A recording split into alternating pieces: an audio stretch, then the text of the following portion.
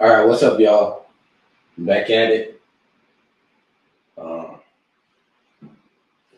Make sure my mic is good. Unmute. Make sure I got my mic.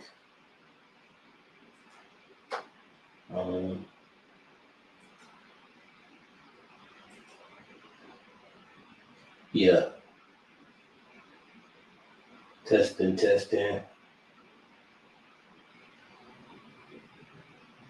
Okay. All right, y'all. So we back at it. Hey, what's up, Lou? Missed you on the last stream a few minutes ago, but I'm back at it, getting ready to do another deposition. This one gonna be about a couple hours, so y'all get ready to settle in. This one gonna be a minute. So I want to make sure everything is good to go over here. Yeah. Make sure everything all good.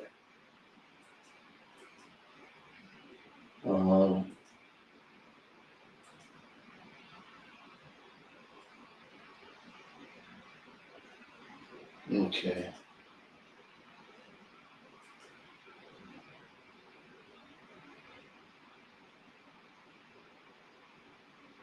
How's the mic sound?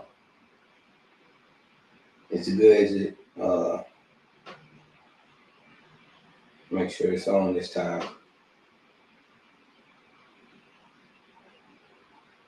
Okay. All right.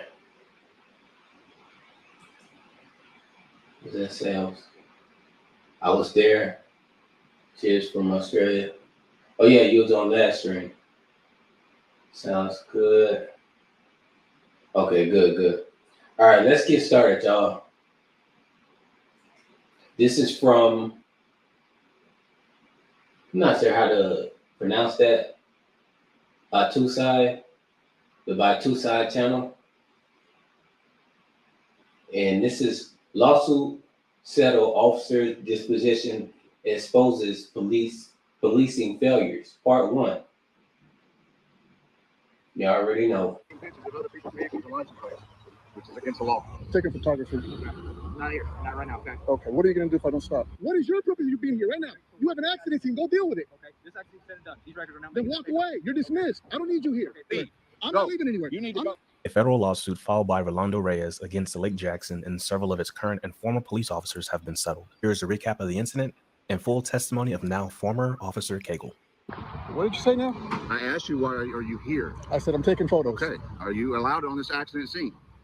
That's what I'm asking you. You're asking me if I'm allowed to be here? Yes, sir. Okay. What do you think? Okay. I need you to leave, please. I'm not going to leave. Mendoza, your accident scene.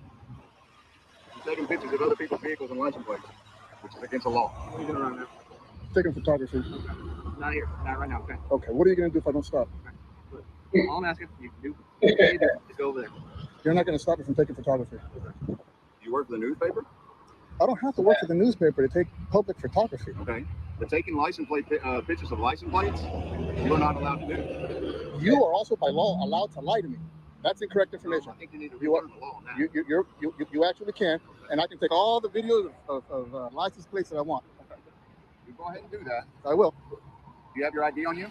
Do you have your ID on you? Now you're on our accident scene, okay. So I want you to identify yourself. I want you to identify yourself right now. Officer Cagle. Batch number? 635. And you? Now watch how I'm not going to give you my license. Okay. Then I need you to remove yourself from this. I'm not going to remove myself from this accident scene. 455. I need a supervisor out here to the scene now. Hey, what you doing out here? You wanted to come here and intimidate me? Sir, let me tell you something right now. No, sir, this is not your accident scene. This is all public property. Okay? You're coming up here taking photos, pictures? Yeah. First of all, lower your voice now. Sir, I'm talking the same way. No. You came here with a bad energy. No, I asked what you were doing. You're going to lower your voice now when you talk to me. You sat here and said I can be wherever I want. Anywhere I want, yes. All I asked you is why you're here taking photographs of other people's property. None of your goddamn business. Oh, okay. Yeah. So are you going to identify yourself since you're part of this accident? Absolutely not. Okay. And why is that? Because you are not my dad. Who do you think you are? And you do not belong in this accident. I can be anywhere I want. You need to leave. I'm not leaving. Mendoza? Sir. I'm not leaving. I'm not leaving. You're not going to tell me. You're not going to intimidate me out of here. I don't understand what the purpose is. What is your purpose of you being here right now? Okay, so you have an accident scene. Go deal with it. Okay, this accident's said and done. These Go records. Then deal walk with it. away. You're dismissed. I don't need you here. Okay, so this accident's over. Why are Then you get the fuck out of here. I don't need you here. You're trying to intimidate me? 2 officers with guns? I'm not touching anything on that. Then back away, because if I come to you this close, you'd have arrested my ass. You're already on our scene, which is interfering in my investigation. I'm not. One thing I noticed is that when you bring up that the cop has a gun, they try to dismiss that, like, oh, don't worry about my gun, or it's not about guns. It's not about guns. Don't worry about my gun. It's fine. They don't understand. Without the gun, the taser, and the weapons, why would somebody listen to them? Why would I care what you got to say? You can't do anything. The only reason that we listen is because you have a gun. You have the advantage of having a gun and being able to use that gun with immunity. That's the reason. That's the only factor of why people will listen to. Most people will listen to cops. Why would a grown man listen to another grown man tell him what to do without no factor tipping the scale in favor of it? You just another person walking up to the street trying to tell him what to do. The only reason that people consider listening is because they know that the cop has a gun and has immunity when it comes to using force. And they try to act like it's not a factor that they got a gun. Oh, I got a gun, and oh no. The only reason you're able to walk around with your chest poked out and feel like you can violate people the way you do is because you have a weapon, and people don't comply with your commands. You might use that gun, use a taser, or excessive force and be justified. That's the only reason. So without that gun and badge, most of these officers, nobody would ever listen to them otherwise. I know I take example of me in the building and dealing with Officer Mercado at that City Hall in Temple. I wouldn't listen to Mercado if he didn't have a gun in immunity, because for one, he was wrong. For two, he doesn't give any intimidation factor, none of that. Which most cops aren't like, you don't look at, I might not want to mess with that guy. I don't think of that with most cops. The only reason that you have that thought in mind is because they have a gun. I'm not interfering with your shit. You need to put your finger out of my face. You need to back up for me then. I don't need to back up. This is my scene. This is his scene. No, you and your scene, man. I'm standing you need right to here. leave now. I'm not leaving anywhere. Leave. I'm Go. not leaving anywhere. You need to I'm go. not leaving anywhere. I'm not. What year did you reactivate your peace Bullies. officer license? The end of 2012.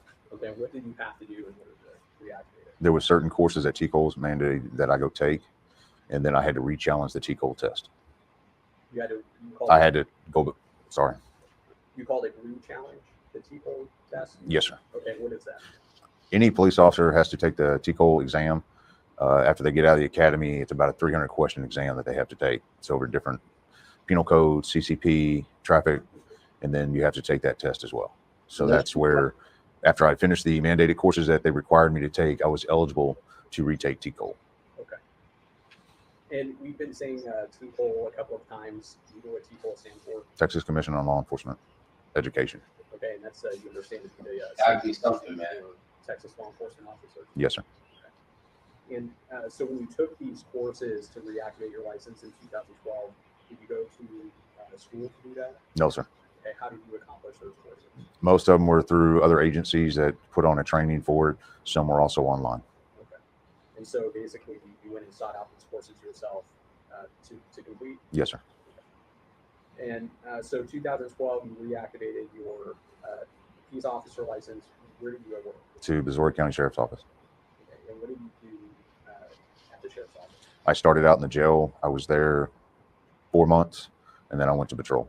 Okay. So you started out as a jailer? Yes, sir. And then you moved over to patrol? Yes, sir. How long were you on patrol for? 3 or 4 years. Okay. And then what did you do after that 3 or 4 year period? I transferred over to the mental health division for 6 years. Okay. Still at a Missouri County? Yes, sir. Okay. What is required to transfer from patrol to the mental health unit? There's different courses you can, but you don't have to take. They do an oral board, and then the sergeant of the mental health division picks who he chooses he wants to in that division. Okay. Did you take any courses specific for the mental health division? Yes, sir. What courses were there? There's different mental health courses. I don't remember the exact names to them. Okay. And then you said you were at the mental health division for how long? About 6 years. Okay. And after that 6 year period, what did you do next? That's when I resigned from Missouri County, and I went to Lake Jackson Police Department. Okay. What was the purpose of resigning from Missouri County?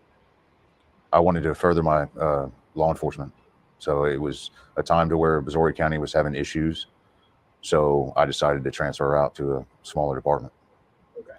And were you, did you leave Missouri County because of any discipline you received? No, sir. Okay. During your, over 10 years? Was it over 10 years? It's right at 10 years. Okay. So your 10-year period with Missouri County, were there ever any complaints made against you? To my knowledge, no. Okay. And did you receive any written admonishments during your time at Missouri County? For complaints or For anything? there was one report that was messed up that I was, it's a verbal warning. There's 3 different levels that they have. It's verbal, then a write-up, then discipline. Okay, so you didn't receive any write-ups while you were at Missouri? No, sir. Okay. And then did you have a gap of time between the Missouri County Sheriff's Office and you went to Lake Jackson? 2 days. 2 days? Yes, sir. So you knew you wanted to go to Lake Jackson? Yes, sir. I actually gave Missouri County a 3-week notice before I left. Okay.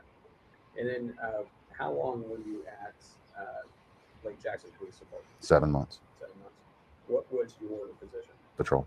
Okay, it was patrol the entire time? Yes, sir. Right. During your 7 month stint with Lake Jackson, what kind of training did you receive? There was a use of force training, defensive tactics training. I actually taught a mental health class. It's the 40-hour course that TCOL mandates that officers have. And then I've done quite a few online, actually. Okay. The use of force training you received, tell me about that. Who gave that training? There was 2 different instructors. One was from Freeport. I don't remember his name. And I think he was the only one that did the use of force. Was that something that the city of Lake Jackson required or something TCOL required? Neither. It was a course that I asked to take. Okay, so the course was on use of force generally, not, for example, city policy. I don't know on that. I don't know on their policy. I saw the course come up and I asked if I could take it. Okay. And the use of force, how long was that? How long was that course? I think it was just 1 day. Okay. And did you go to Freeport for that course, or did the instructor come from Freeport to the city of Lake Jackson? City of Lake Jackson. Freeport to Lake Jackson. Okay. And so did other city of Lake Jackson police officers also attend that course? Yes, sir. And where was that course held at? In the training room at the police station. Okay. The police station of the city of Lake Jackson? Yes, sir. And do you recall if Officer Mendoza was present at that training? I know he was in one of my training classes. I just don't remember which one it is.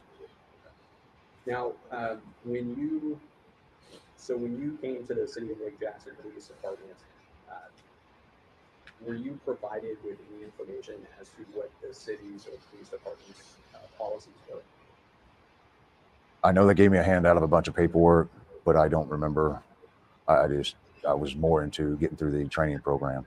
I don't remember if I've looked at everything or not. Okay, when you said you were looking to get through the training Wow. The FTO program. Okay, is the FTO, what do you mean by FTO? Any field training officer, whenever you go to another department, they still have to put you through their training to make sure that you understand their policy, or not policies, but their report writing, their computers, all that. Okay. Were you an FTO with Missouri County? Yes, sir. Okay. And so in order to be an FTO, is that something that's recognized if somebody looks at your peace officer credentials, can somebody tell that you're an FTO, or is that something that's department specific? No, so it's through TCO. It's a TCO course that they log it on your record. Okay, so you have to go take specific TCO courses to be qualified as a FTO? That's different departments have different ways of doing that. Okay. Some departments, they teach it themselves. Sometimes you can get it online. Okay. But at the end of the day, the course is still credentialed by TCO? Yes, sir. Okay. So you accomplished at Missouri County the courses necessary to be qualified as an FTO? Yes, sir. Do you recall what year that was? No, sir, I don't. It was when I was on patrol, so it would be, I don't remember. It was before I went to mental health, I know that. Okay. And are you required to take any additional courses going forward, like annual requirements, once you become an FTO? No, sir. So then when you leave Brazoria County, you go to the city of Lake Jackson, your intent was to be in a FTO position? No, sir. Okay. So what training did you have to do then? Let me back up. Why did you have to go through a training program for the city of Lake Jackson? That's any police department. If you transfer to another police department, they're going to put you through their FTO program. Okay, so regardless if you are an FTO officer or not? Yes, sir. Okay. So were you in an FTO position with the city of Lake Jackson? No, sir. But you still went through the training course? Yes, sir. Who put on the training course? They put you with different officers that you ride with that are FTO certified. Okay, and how long is that training program? It can go from 60 to 90 days. Okay, how long were you involved in the city of Lake Jackson FTO training program? I believe it was 9 to 11 weeks. 9 or 11 weeks? Yes, sir. Okay, do you recall which officers, I guess what FTO officers you were working with the city of Lake Jackson during that 9-11 period? I had Officer Ryan, Corporal Dunn, and there was one more. He was in the traffic unit. I can't remember his name. And during this 9/11 training program, did you go over any discussion or any type of training on the written policies that the city of Lake Jackson expected you to understand? We went over, I know, the use of force continuum. We went over how they expected their reports to be written, how evidence was collected and logged in, and how your PCs were written on their side. And when you say PCs, probable cause affidavits. Okay. And so were these just, so this is basically where you were carried out with the FTO? Yes, sir. Okay, so this wasn't like a classroom environment type instruction? No, sir. Okay. At any time, did you have to sign any documents indicating that you understood or that you read and understood what the city of Lake Jackson Police Department policies were? No, sir.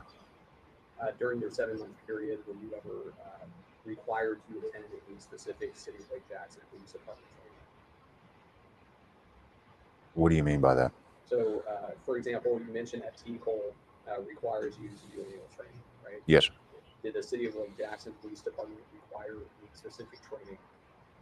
In the time that I was there was never a requirement for any training. Okay. And so, so when you were, so you came over to the city of Lake Jackson to do patrol, correct? Yes, sir. At that time, what was the, can you recall the first, I guess the first time you went out by yourself on patrol while employed with the city of Lake Jackson? It was close to Halloween. Halloween of what year? 2021. 2021. Okay. Yes, sir. So prior to October 2021, when was the last time you had gone out on patrol by yourself? That'd be before I went to mental health in Brazoria County. Okay, so 6 or 7 years prior? Yes, sir. On patrol. On patrol. When you were with the mental health, were you responsible for like accident scenes? No, sir. Were you responsible for securing crime scenes? No, sir. So what's up? What was your what were your duties and responsibilities generally with the mental health division with Brazoria County?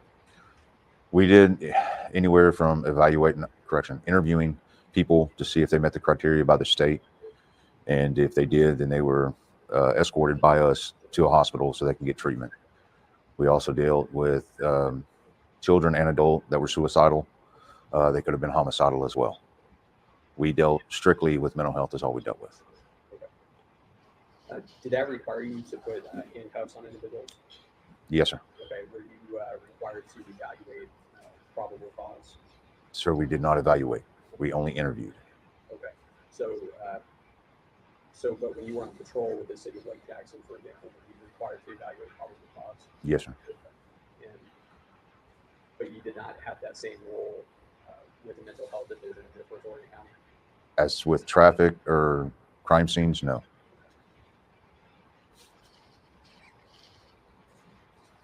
Do you know why we are here today? Yes, sir. And that's from the incident on March 4th, 2022? Yes, sir.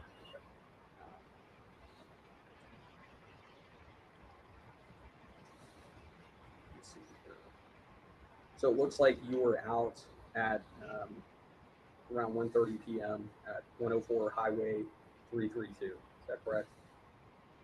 I know I was out at 332 or Highway 332. I don't know the numbers to it. Okay. And what was your reason for being out there? Because of the minor accident. Okay. So were you, like, how did that work? Did dispatch say, hey, we got a report? Or were you specifically tasked? How did you end up out there? I was actually advised by Corporal Ryan to go out there to help Officer Mendoza because it was at the exit off of 288 on the feeder road and also the exit at the mall. It's a high traffic area right there. So that's why I went to the scene. Okay. And did you go out there? What kind of vehicle did you take out there? That was a Chevy Tahoe. I don't know the year. Okay. But it was a marked police vehicle? Yes, sir. Okay. Where did you park the vehicle? I originally parked it at the exit from the mall onto the feeder road. But then within maybe a few minutes, I moved it further back because cars were still trying to come around the unit. So we were trying to block that exit off out of the mall so they couldn't come out. Okay. So were you successful in blocking the traffic over there? From coming out? Yes, sir. Okay. So you get out on the scene. Is Officer Mendoza the only one out there? Yes, sir. From the city of Lake Jackson? Police department? Yes, sir. Okay. And did you talk to him about what you needed help with? Or? No, sir. Officer Mendoza was already talking to the people in the accident. Okay, so you understood when you got out there that you would help with traffic control? Yes, sir. Okay. Did you have any discussions at that point with Officer Mendoza? We talked with each other throughout the whole scene, but it wasn't in relation to the accident completely. Okay, when you got out to the scene, were there wreckers or the tow trucks already present? No, sir. And so at some point, you're alerted to the presence of Mr. Reyes. Yes, sir. Okay. How did you become of Mr. Reyes? FAQ. The female that was in the accident looked at me and asked me who that was. So that's when I confronted Mr. Reyes. Okay. And when you Mr. Reyes, what was he doing? He was leaning or standing at the curb next to the stop sign. Okay. Was he in the roadway or out of the roadway? He was on the curb, which is right there at the exit of the mall. Okay. So he was standing on a curb. Yes, sir. Was he in the road? No, sir. Okay. And was the traffic or the road blocked to vehicular traffic at that time? At that time, yes, sir. Okay. So is there any concern for safety reasons where Mr. Reyes was standing? Yes, sir. What was the concern? The exit coming off the freeway was just to the north of where he was standing. Okay. The exit was north of the freeway where he was standing? Yes, sir. The exit from I call it Highway 288. It's also Highway 332. The exit off of that freeway is just north of where the accident had occurred. Okay. So the area he was standing on the curb, you say he was standing near a stop sign, right? Yes, sir. Okay. Is it your understanding that vehicles could have approached that stop sign? If they would have rear-ended one of the fire apparatuses, or fire trucks, not a regular truck, but a regular pickup, it could have ran into him, me, or anybody else there. Okay, but that's because there was a fire truck that was blocking that intersection. They weren't blocking the intersection; they were just blocking that one lane. Okay, the one lane near the stop sign. Yes, sir. Mr. Reyes was standing. Yes, sir. Okay. So when you approached Mr. Reyes, before you approached Mr. Reyes, when you saw him standing on the curb, how far away was he from the accident scene? Maybe 5 feet. 5 feet? Yes, sir. Okay. And 5 feet from the stop sign to what marker? On the roadway where that stop sign is where the male subject was exiting out. That's where the accident occurred, was at that stop sign. Okay, but how do you know that? The vehicles were still there, intertwined with each other. Okay, so you understood that Mr. Reyes was standing 5 feet from the vehicles? From where the accident occurred, yes, sir. Okay, and so the lady that alerted you to Mr. Reyes' presence, was she closer or further away to the accident scene? She was further away from the accident scene. To Mr. Reyes? Yes, sir. Okay. Were there other individuals out there as well? The other gentleman that was in the accident, there was myself, Officer Mendoza, and the other 2 assistant chiefs that were there. Okay. And so the male individual that was involved in the accident, was he standing closer or further away to the accident? He was further away as well. Okay. So your testimony is that Mr. Reyes was the closest out of the other 2 to the accident? Where the accident occurred, yes, sir. Okay. And at the time you observed Mr. Reyes, what was your responsibility on that scene? Was the safety and security of that scene. Okay, safety and security. What does that entail? Make sure that the scene is safe, that no one else gets injured there, and make sure nothing else gets damaged. Okay. And so Mr. Reyes was standing on a curb with a grass easement area? Right? Yes, sir. And that's also that same grass easement, isn't that where the other 2 individuals were also standing? They were further south. Okay, but they were still in that grass area? Yes, sir. Okay. And when you first observed Mr. Reyes, what did it appear that he was doing? Standing there. Doing what? Just standing there. Okay, just standing there. Did you observe him with his phone out? I think he had his phone in his hand, but I didn't pay attention to where his phone was. Okay, so your testimony right now is that your concern was with him standing with his safety, yes, sir. Okay, did you ever relay Whatever, man. I walked up to him and asked him if I could help him. Okay, and do you recall telling him what your concern was? I don't remember, sir. I never want. So I never want their help, man. Not unless I am in immediate danger, or somebody, or my family is in immediate danger, like, a real situation. Other than that, I mean,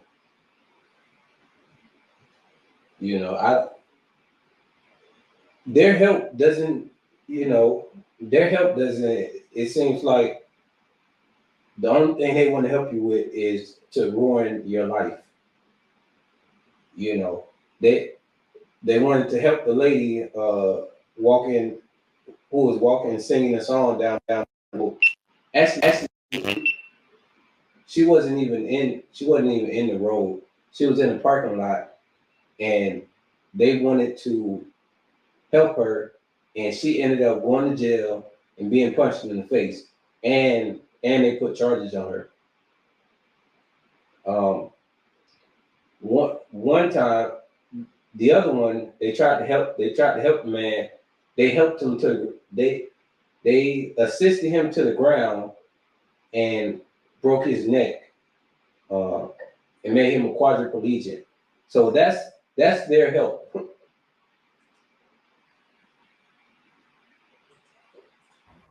what is your understanding? Well, let me ask you this. Is it your understanding that it's against the law to take photos of license plates from public spaces? That was a mistake that I made. Okay.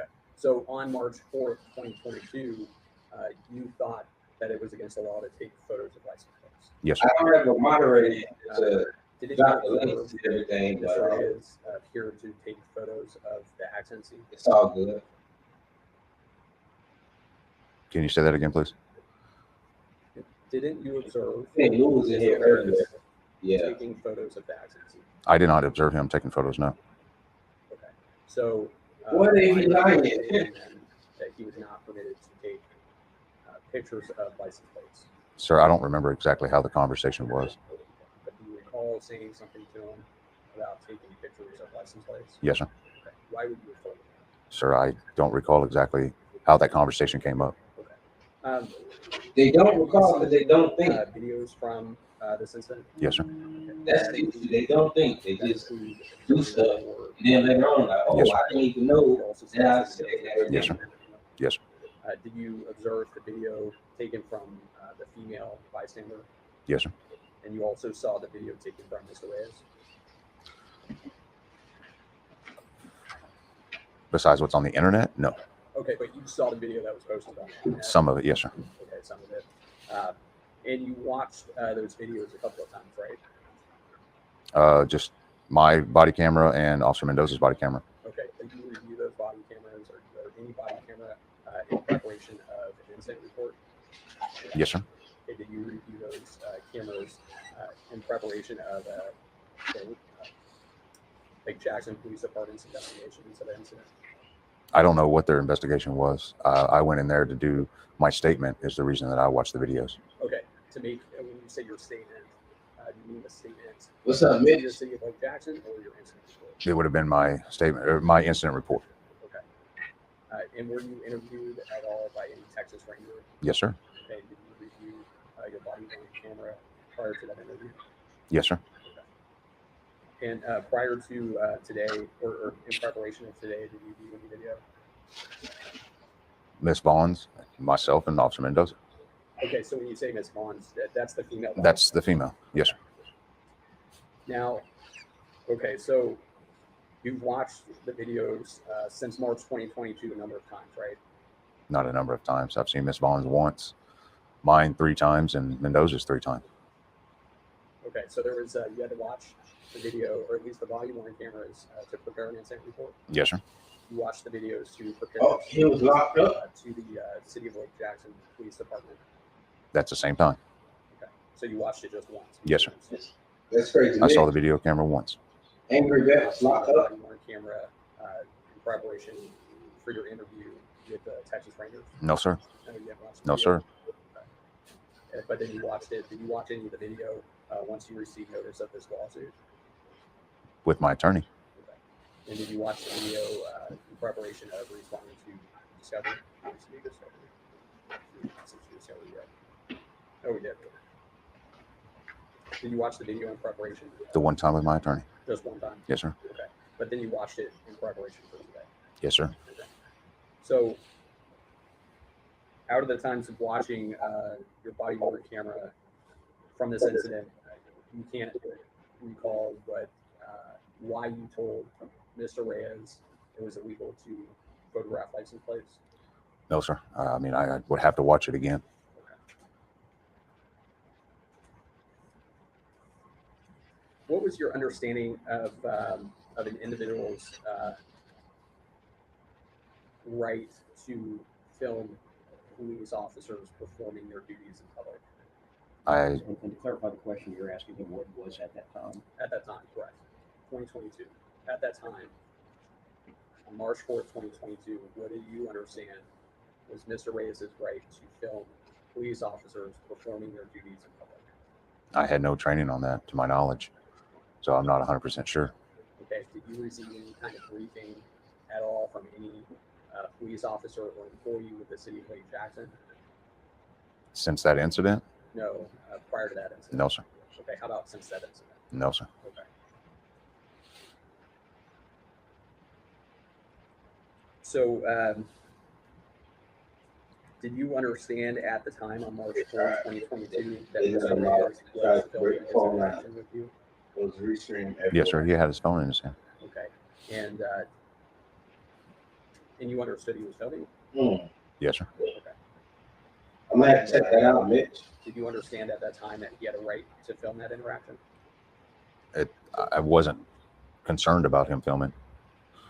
Okay. This is crazy. Not whenever I was talking to Mr. Reyes, no, sir. Okay.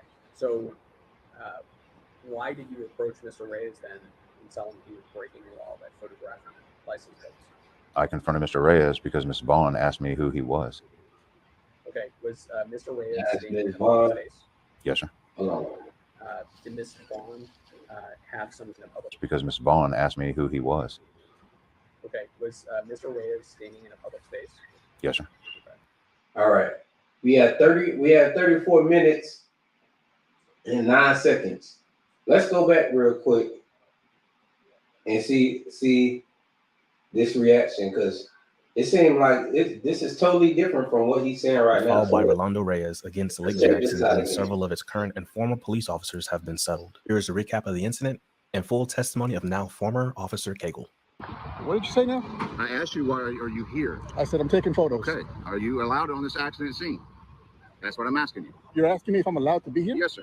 Okay. What do you think? Okay. I need you to leave, please. I'm not going to leave. Mendoza, your accident scene. You're taking pictures of other people's vehicles and license plates, which is against the law. What are you doing right now? Taking photography. Not here, not right now, okay? Okay. What are you going to do if I don't stop? Okay. All I'm asking you to do, what you need to do, is go over there. You're not going to stop me from taking photography. You work for the newspaper? I don't have to work for the newspaper to take public photography. Okay. But taking license plate pictures of license plates, you are not allowed to do. You are also by law allowed to lie to me. That's incorrect information. I think you need to relearn the law on that. You actually can, and I can take all the videos of license plates that I want. Okay. You go ahead and do that. I will. Do you have your ID on you? Do you have your ID on you? Now you're on our accident scene, so Okay. I want you to identify yourself. I want you to identify yourself right now. Officer Cagle. Badge number? 635. And you? Now watch how I'm not going to give you my license. Okay. Then I need you to remove yourself from this I'm not going to remove myself from this accident scene. 455. I need a supervisor out here just saying now.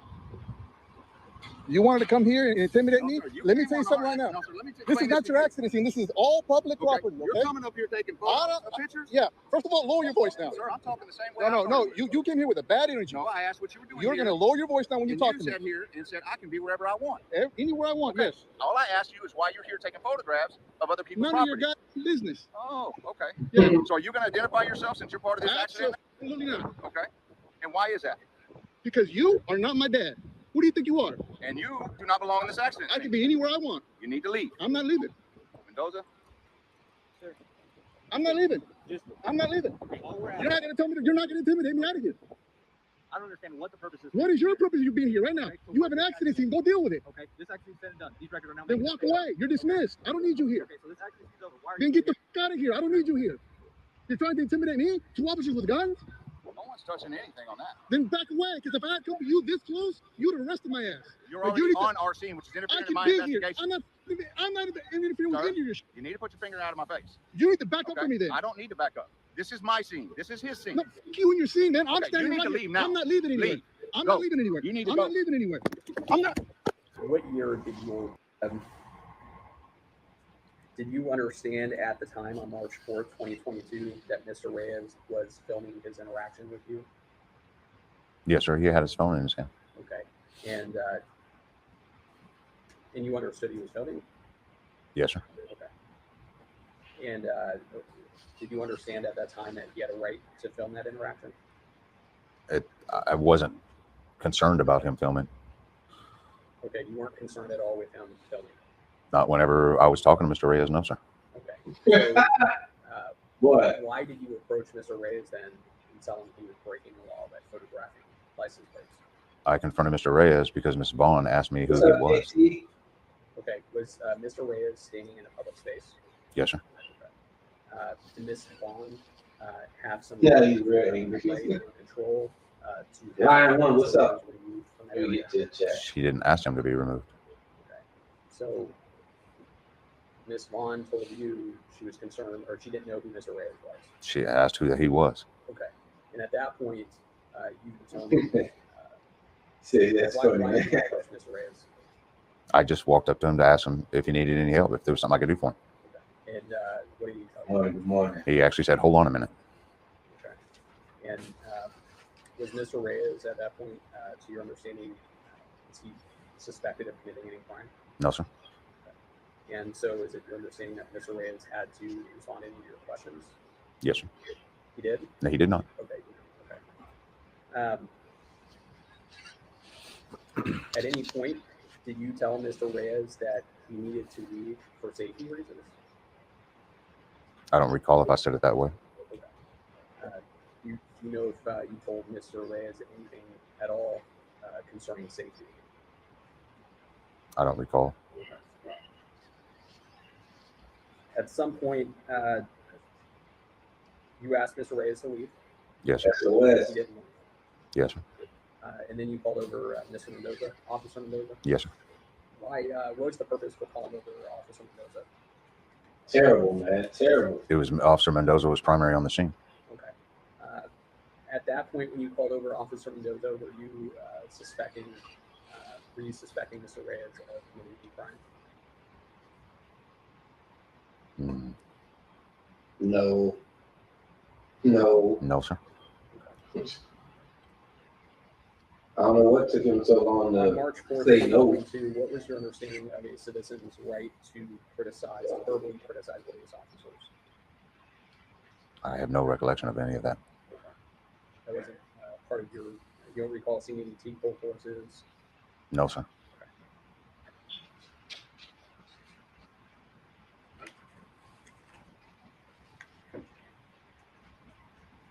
So, when Officer Mendoza, do you recall Officer Mendoza stating during the interaction that the accident scene was, or the accident investigation was completed? You would have to ask Officer Mendoza that. I don't You don't remember. recall that? No, sir. What do you recall from the interaction with Mr. Reyes? At which time? Tell me your understanding, based on your recollection, what the conversation was between you and Mr. Reyes. I know I asked Mr. Reyes multiple times to leave, and he refused to leave. Okay. Help me understand, what authority did you have to have Mr. Reyes leave?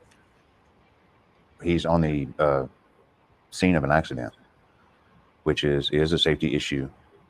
So that's why we were asking him to leave. Okay. Did you tell Mr. Reyes that he needed to leave because there was a safety issue? That's the answer. I'll let you answer it again. I do not recall if I said safety or not. And your understanding is that he was standing, I guess, closer than the other two individuals that were on the same grass area. Yes, sir. What was your understanding of what still needed to be done with the accident investigation? The wreckers were starting to pick up the vehicles, but they were still in the roadway. Okay, and we have the video of it. The wreckers were, they weren't in the lane nearest to the stop sign, were they? I don't recall exactly where they were positioned. I know they were next to each other.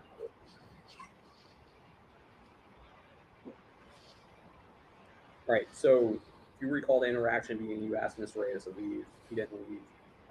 What happened next? We continued to ask him to leave, and he refused. He was cussing everything else, but at some point, you made the decision to just subdue Mr. Reyes or to detain Mr. Reyes? no, sir. I made the decision to try to escort him off the scene to back him up. What? Seen, What? That's what you call that? Hold on, yeah. Yes, sir. Hold on. That's what you call that? Second amendment complaint that we filed on Sunday. Yo, did y'all hear him? He wanted to escort him away from the scene. That's what he called what he did earlier. Dog, they will say anything and don't care. They don't care about nothing, man. Listen to this guy, man. It's the same thing with these depositions, man. They will say anything, no matter how outrageous.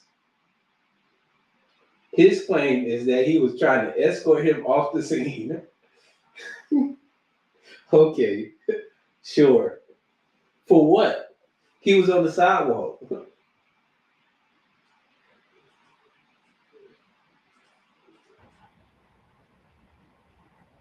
I would have to get with the attorney on that.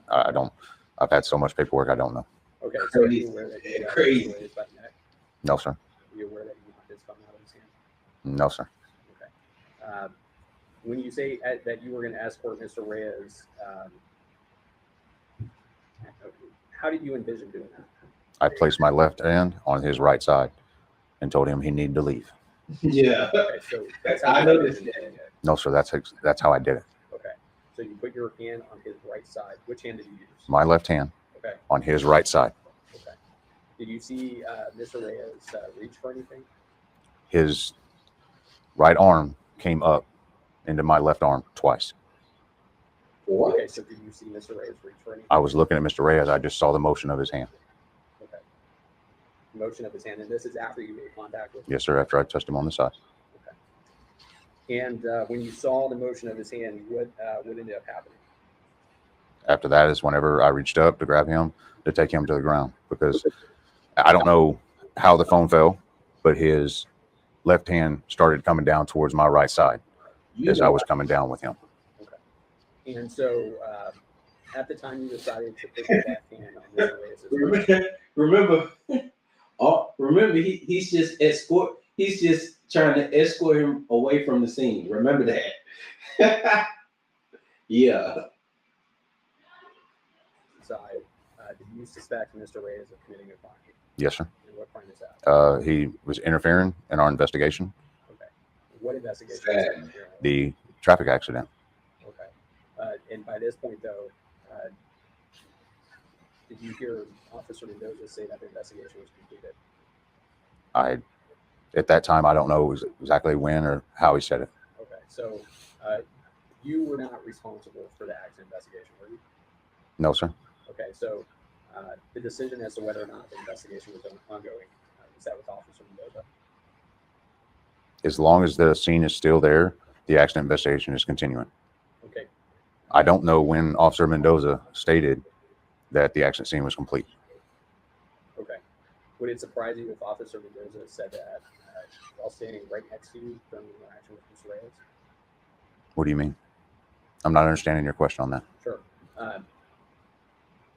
You watched the body-worn camera a couple of times. Right? Yes, sir. Do you recall Mr. Officer Mendoza over? Officer Mendoza informed Mr. Reyes while standing next to you that the accident investigation was completed. After the second time that I asked Officer Mendoza. The first time I asked Officer Mendoza, he never said that. Maybe after the second time, it is possible. Okay, but so you recall Officer Mendoza relaying that the accident investigation? I remember that I remember that was said, yes. Okay, and that occurred prior to you putting your left hand on Mr. Reyes' right side. There was no reason. I don't recall when that was said, when I placed my hand on him. Okay, so if Officer Mendoza had stated prior to you making physical contact with Mr. Reyes that the accident investigation was completed, is it your understanding that Mr. Reyes would be interfering with the accident scene? Sir, he was interfering with the accident scene before Officer Mendoza said that it was over. How is Mr. Reyes interfering with the accident scene? Good question. Because we've asked him to leave multiple times and he has refused to do so. Okay, did you ask anyone else to leave? There was. Now, see, I'm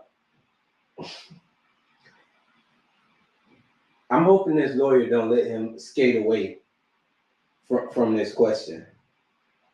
You know, I'm really hoping he don't let him skate away. He obviously asked him, how was he interfering? And this officer replies, we asked him to leave several times. What? Just because you ask somebody to leave and they don't want to leave, that's not interfering if they're not doing anything. No one. Yes, actually, I did. There was another female before Mr. Reyes came up that was trying to walk up to her sister, and we asked her to leave. She also left. And her sister violated her too. Yes, sir. Now, that female, she actually entered into the roadway, didn't she? Which roadway? That female that you were talking about, when she went to approach her sister, she actually walked onto the roadway, didn't she? Right. She came from the mall. She is one of the ones that almost hit the assistant chief's truck. Okay. And so she was traveling by foot to her sister. Yes, sir. And when you approached her, she was on the roadway. Yes, sir. Okay. So but Mr. Reyes, he never stepped on the roadway, did he? No, sir. As a matter of fact, you weren't even aware of Mr. Reyes standing by a stop sign until this lawn race set to your attention, right? That's correct. So Mr. Reyes, he wasn't preventing you from doing your job, was it? Exactly. No, sir. So how is it interfering? Oh my goodness. Boy, you can't write it, man. You can't write it. He testified to that too, man. That's crazy. So on camera, he just said it, man. put your left hand. Listen to that. Right. That's correct. So and when you approached her, she was on the roadway. Yes, sir. Okay. So but Mr. Reyes, he never stepped on the roadway, did he? No, sir. As a matter of fact, you weren't even aware of Mr. Reyes standing by a stop sign until Ms. Monterey set to your attention, right? That's correct. So Mr. Reyes, he wasn't preventing you from doing your job, was he? No, sir. Man, how do they, bro? How do they get away with this, man? How is it ever a possibility of this? How is it ever a possibility that a person is actually charged and that person who's actually charged is the actual victim? Like, this is crazy. He even said so many things that really it makes the case he makes the case easy. Like, that question alone that he just answered, that wins the case right there. He just said, was he interfering with what you were doing? He said no. So why are you trying to escort him off the scene saying that he's interfering?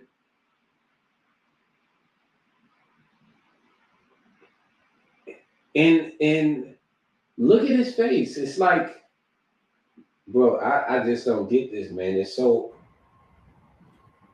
how do they look at this, man? Come on, bro. Come on.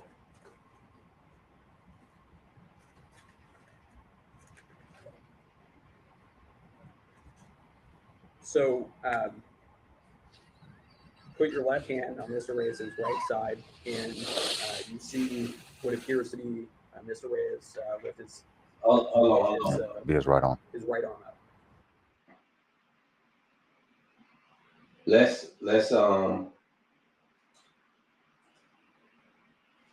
Let's check out the chat for a second.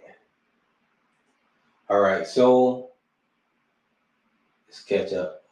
KT, this case, Mr. Reyes is a citizen that was exercising his First Amendment right, filming what I believe was a car accident. He was standing off on the sidewalk filming it. These officers came up. They didn't like what he was doing. They didn't feel like he should be doing what he was doing. So they basically attacked him and arrested him. This officer is saying that he was trying to politely escort him off the scene, I guess. But it was no reason for them to interact with him. But they did anyway, try to force him to leave. He didn't want to leave because he wasn't doing anything. Now this officer just said he wasn't interfering at all. So that's the case right there. Yeah. Yeah, it's Ronaldo Reyes, yeah. I'm sorry, I'm kind of late on the chat, so look like man, y'all good on the chat, man. Y'all updating everybody before I even get to it. Okay, let's see what we got.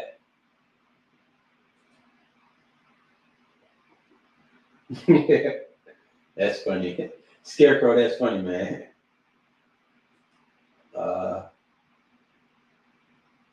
That means, yep. That's what they like to think, man. Appreciate you. It's time to catch me up. No problem. I appreciate you being here. You're gonna know I'm a real person on my channel. Is that correct? Yes, sir. And at that point, you make the decision to bring Mr. Reyes down to the ground. Yes, sir. Okay, what is the tactic called? How you brought him to the ground? It's a defensive tactic. It's you reach up, grab a hold of their shoulder area, and you pull them down. Okay. And did Officer Mendoza assist you with the takedown? I know Officer Mendoza was there. I don't know when he got involved. Wow, man. That's his story. Grabbing my shoulders and throwing down on the ground. What are you doing next? We're trying to place his hands behind his back. Okay, and are you sitting? Why? No, sir. Are you kneeling over him? I was leaned over him with my legs behind him. Okay, but you didn't have any body weight on him? No, sir. Oh. And whose cuffs were you trying to get onto Mr. Reyes? I don't remember if they were mine or Officer Mendoza's.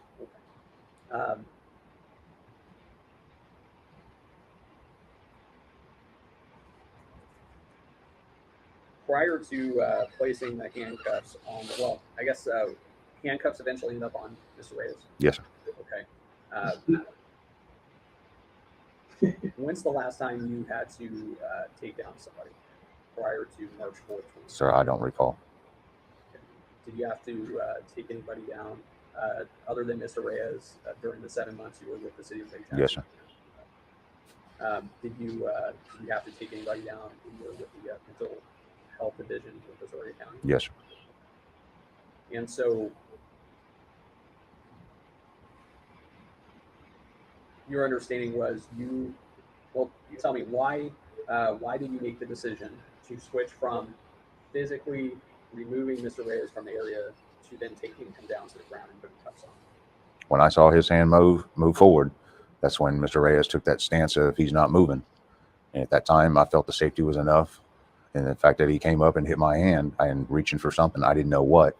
It was a split second that I reached up, grabbed a hold of his shoulder area up here, and I pulled him to the ground.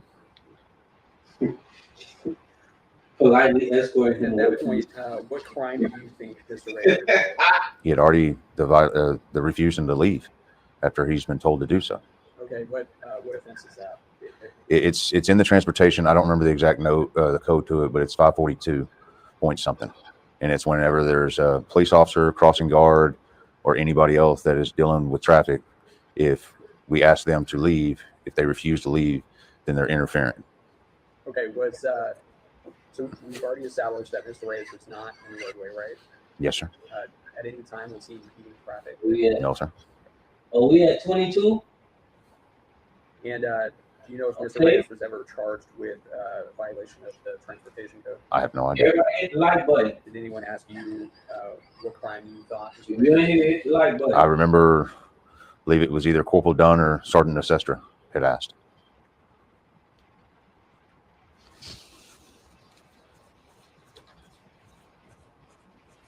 Did you prepare an incident report for this matter? No, sir. Why not? Because I was told not to. Who told you that? Corporal or Lieutenant Cromeans. Cromeans, that's spelled Cromees. I have no idea. I have misspelled his name. I don't know how many times. Okay, so normally, well, let me back up. You made the decision to did you make the decision to detain or arrest Mr. Reyes? It was just detain him. Okay, so even though you thought he was violating the transportation code, you did not intend to arrest him? At no time did I ever say he was under arrest. But what did you intend to do? To detain him, to get the situation calmed down to where. Listen here. At no time did I tell him he was under arrest. Yet you attacked him, took him down to the ground, and put handcuffs on him. What else do you call that? Or we can address everything. Okay. And so normally, Detainment. So you only detain somebody or put somebody in handcuffs. Is it your understanding? Get out of here, man. Are you required to prepare an incident report every time you put somebody in handcuffs? Yes, sir. Okay. Can I? Sure. Not every time that we put somebody in handcuffs. If we detain them, usually there's an incident report. Yes, it explains because we have technically that's part of a use of force because you're detaining them. You're restricting them from their movements.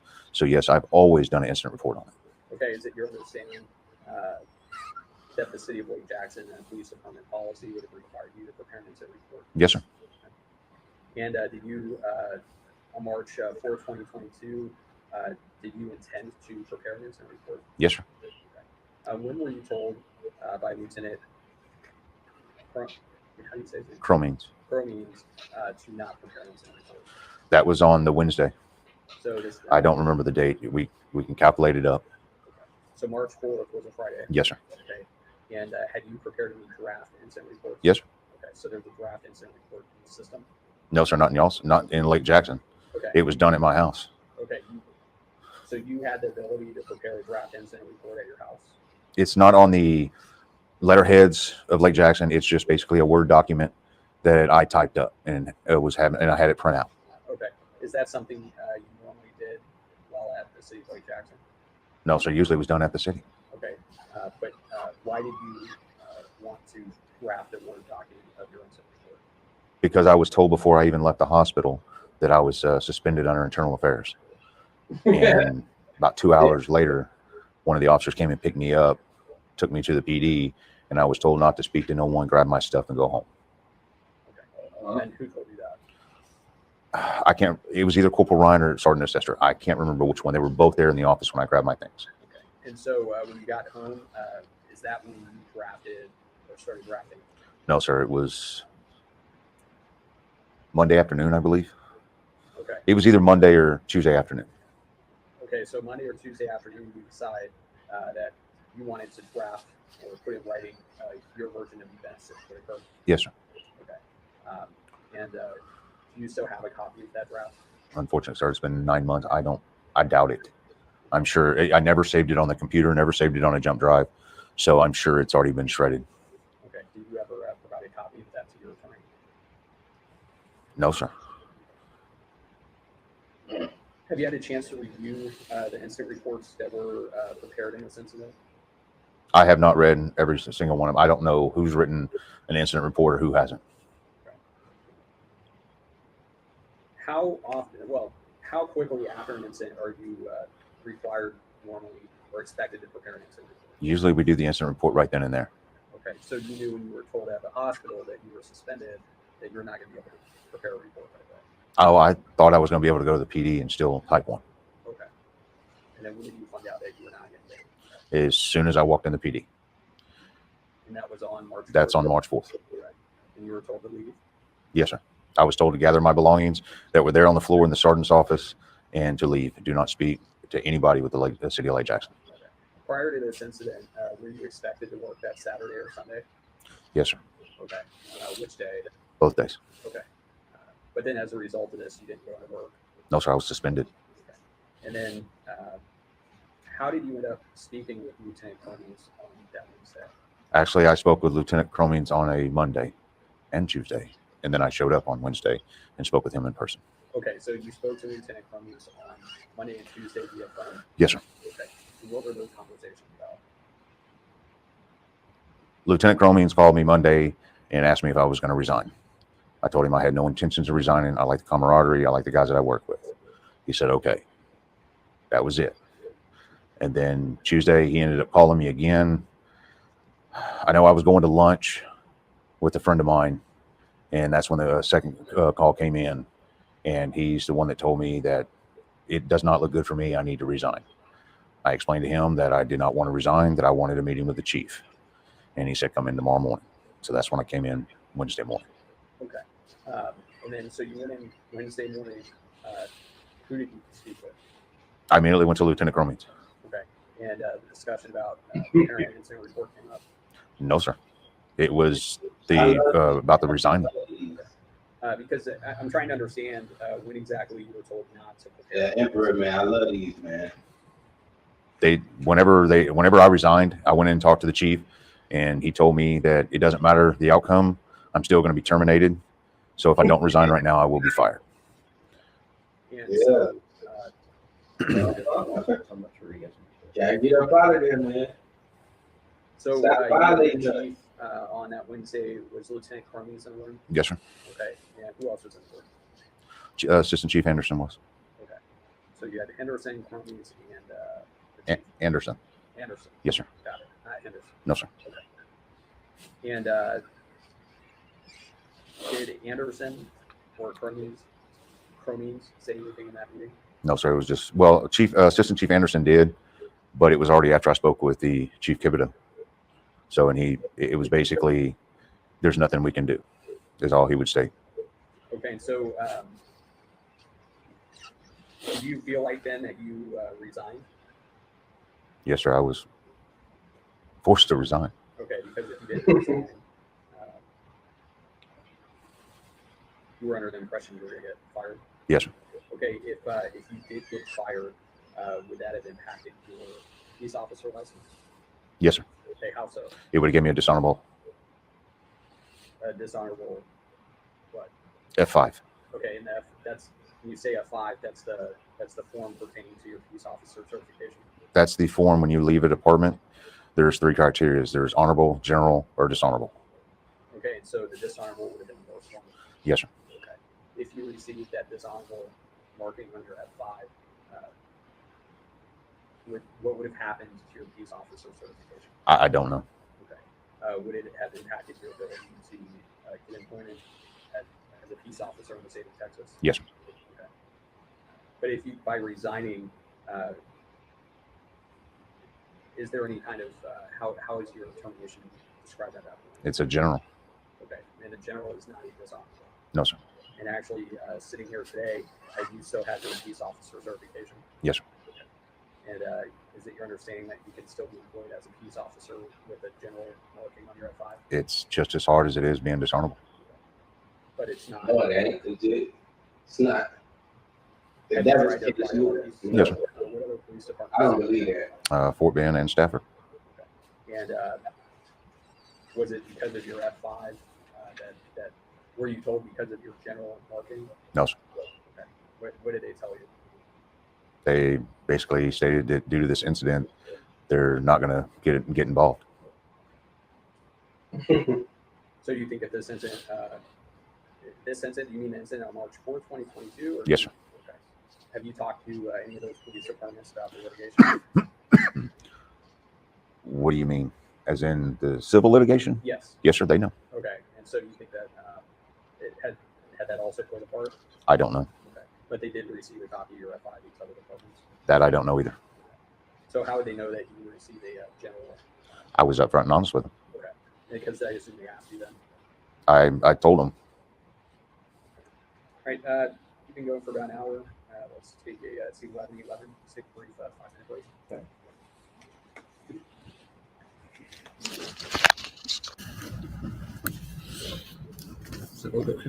It's active. I can still see everything but the top of my head. Yeah.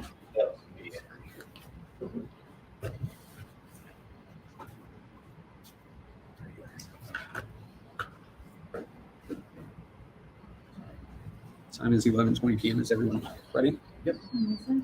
All right, Mr. Cagle, I just want to clarify. I want to clarify.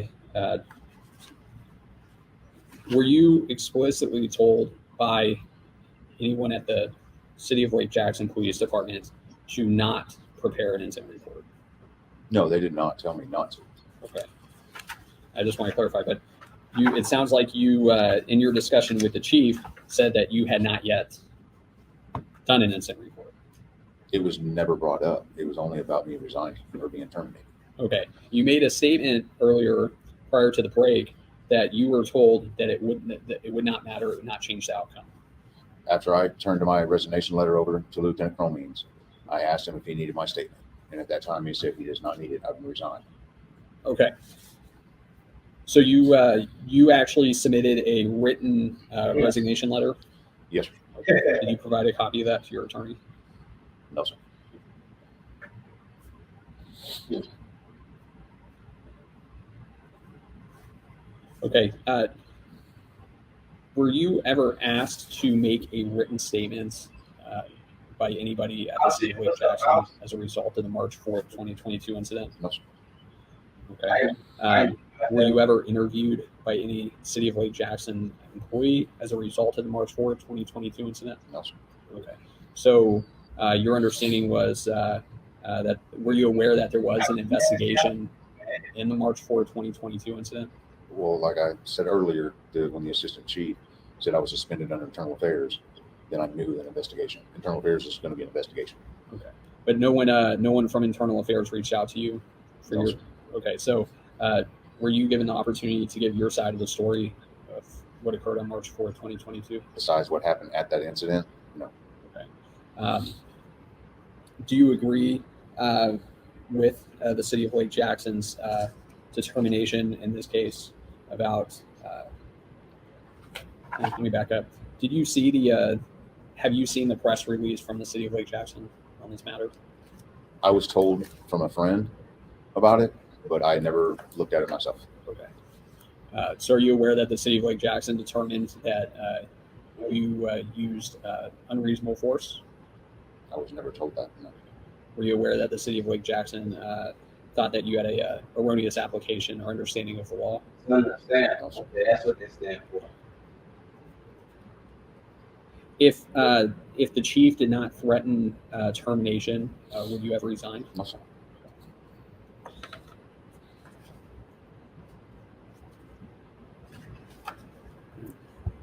You were at the hospital. You also went to the hospital because of a finger injury. Yes, sir. Okay. What? Explain to me this injury. Whenever I was reaching down under Mr. Reyes' upper body to grab his arm to pull it back, somehow my fingers, these two, got completely pulled backwards. They said they were hyperextended. And when you say these two, what two fingers on what hand? It's my right hand, little finger, and ring finger. Okay. And were you evaluated by a medical professional? Yes, sir. Okay. What was the diagnosis? He said that they were hyperextended, that I needed to follow up with I don't know what he called it, but like a specialist or something. Okay. Did you ever follow up with anybody about your finger? No, sir. Was there any bleeding? I had cuts on my head and I had cuts on my hand, but I don't know where it came from. Would you consider the injury to your finger as severe? To me, it's severe. It hurt, but I mean, it's not like life-threatening. No. No, it's not severe, because if it was severe, And you actually were transported to the hospital by EMS, right? Yes, sir. Okay.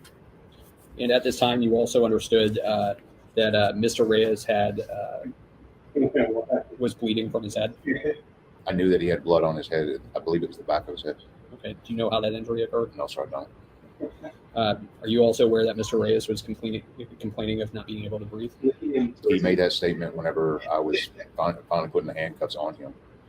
Okay, is that because you were sitting on him? I was not sitting on his upper part. I was sitting on his buttocks towards the lower, maybe the middle to the lower of his legs. Okay. But you understood that how weird did that sound? did it appear he was laying on a raised curb? From his waist up, he was laying on flat grass. It was somewhere around his mid thighs, maybe middle thighs, that were on that curb. Okay. So, were you aware that there was not an EMS available for Mr. Reyes? I have no idea, actually. Okay. So, do you know who made the decision to give the EMS to you for your finger injuries as opposed to Mr. Reyes? No, sir, I don't. During March 2022, were you part of a motorcycle club affiliated with law enforcement? Yes, sir. And what is that motorcycle club called? Los Canales. How do you spell that? It's Los is LOS space CORNALES. Are you still part of that club? Yes. Okay. Have you had any discussions with any of the club members about this incident? There's only one that I've spoken to, Who and is that's Mario Mario who? Escamilla. How do you spell that? I don't know. What did you say to Mario? I just advised him that this incident occurred, that it's going to an internal affairs. At that point in time, I didn't know of the civil. After went through the Rangers and the grand jury, I advised him that that part was done, but I think there's a civil, but we never got into conversations of what happened, how it happened, or nothing like that. Okay, so did you have to talk to Mario about that because the outcome, for example, if there were any criminal charges, would that have impacted your ability to be part of the club? Yes, sir. Okay. All right. Let's talk about what's going on. What are y'all thoughts so far before we continue with this? You know, let's talk about it so far. But this, I don't really think this lawyer is. I don't like the way this lawyer is going about it. I feel like this lawyer is taking a really long route to get to certain points and certain topics.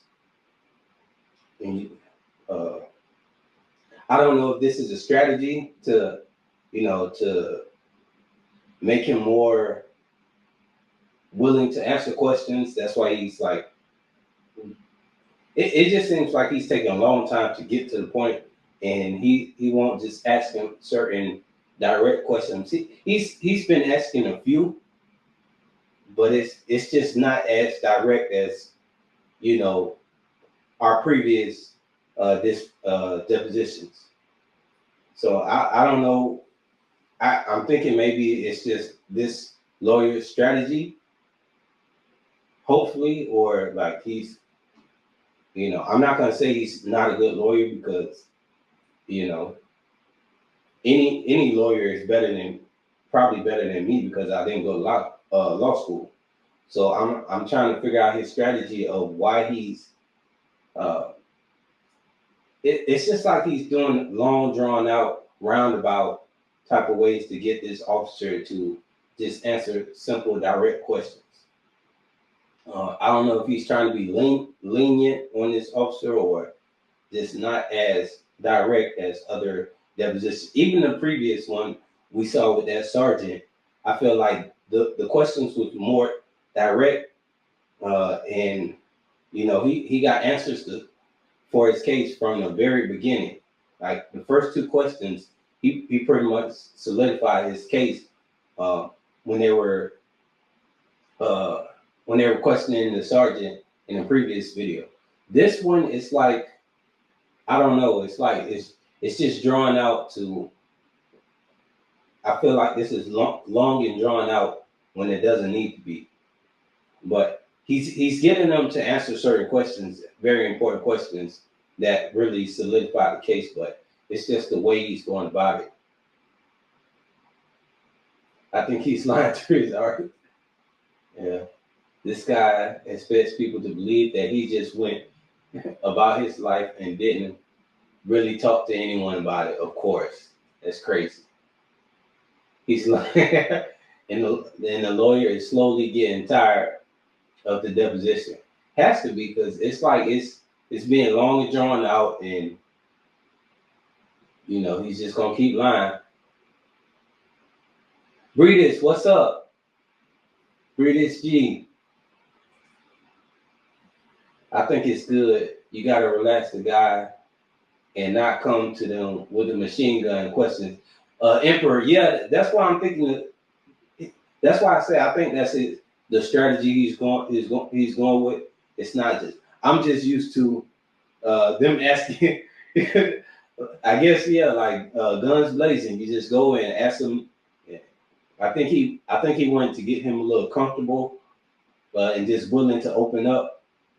Because he's answered some questions that I think he's going to look back at this deposition and realize, oh, maybe I shouldn't have said that. I think he's going to have a lot of those moments with this deposition. I want a Perry Mason moment. Yeah. All right. I just want to see where everybody was at with this. Good. Those are my thoughts. So, like I said, I'm hoping through this, it gets to be more.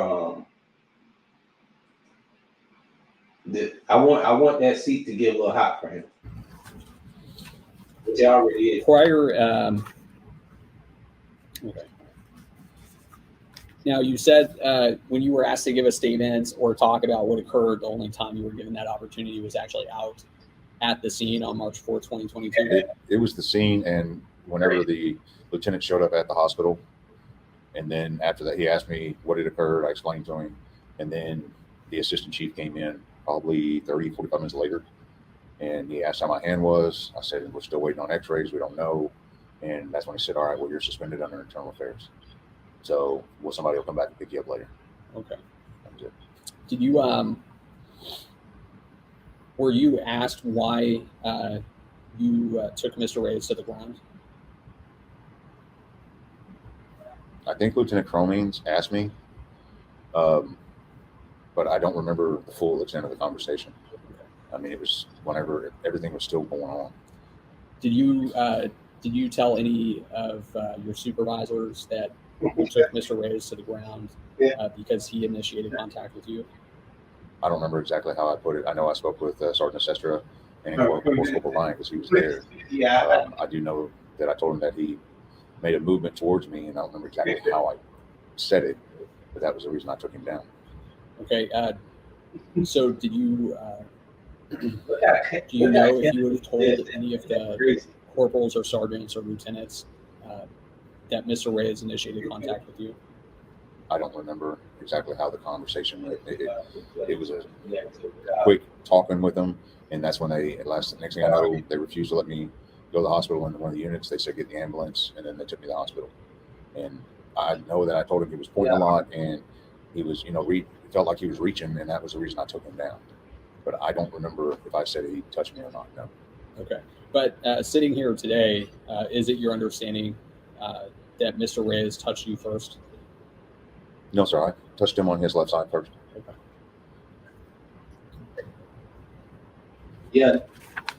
Yeah, Mouse. I'm trying to see where he's going with this. It's like he not on him like I feel like he should. He let them kind of be too relaxed with these questions. But I don't know. It could all be a trap. You never know. The more comfortable you get, maybe he'll start saying more of the truth.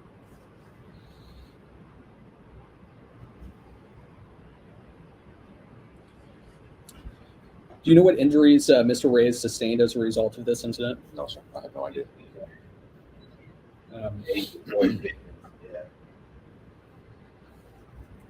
Do you feel bad for what you did to Ms. Reyes? That's a good question. I feel bad for the whole situation. Why not just answer the question? That means no. That means no. If you were aware that Mr. Reyes had a right to photograph and film the accident. If somebody asks you, do you feel bad about what you did, and you say you feel bad about the whole situation, why not just say, yeah, I felt bad? That's something, in hindsight, I look back at it and realize I could have did better in that situation.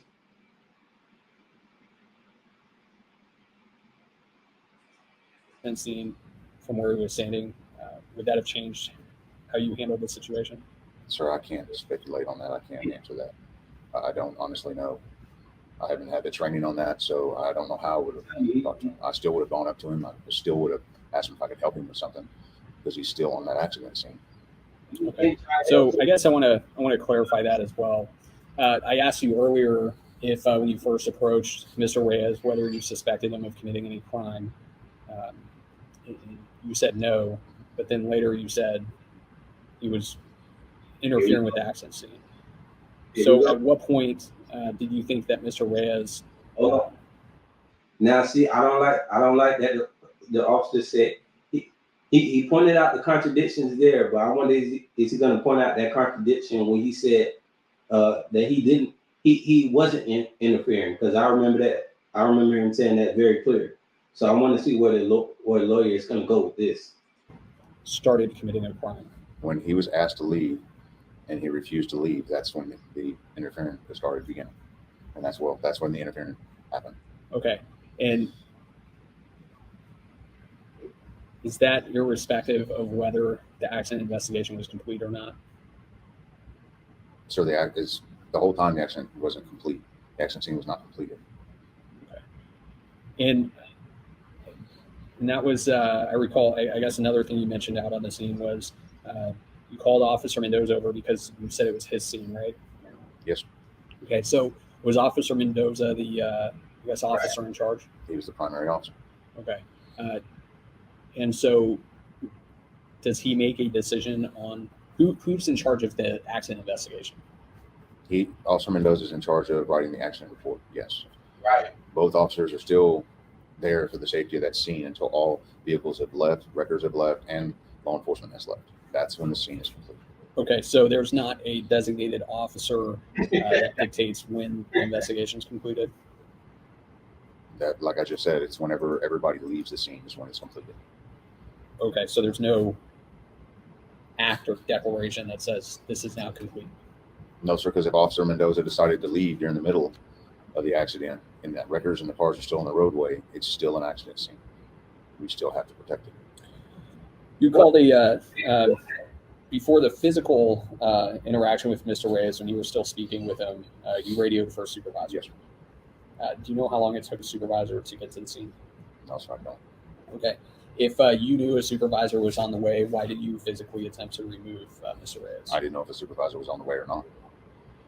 Just because I called it out over the radio doesn't mean that they either heard me or that they're responding. I don't know if they're on another call. Whatever, guy. Whatever.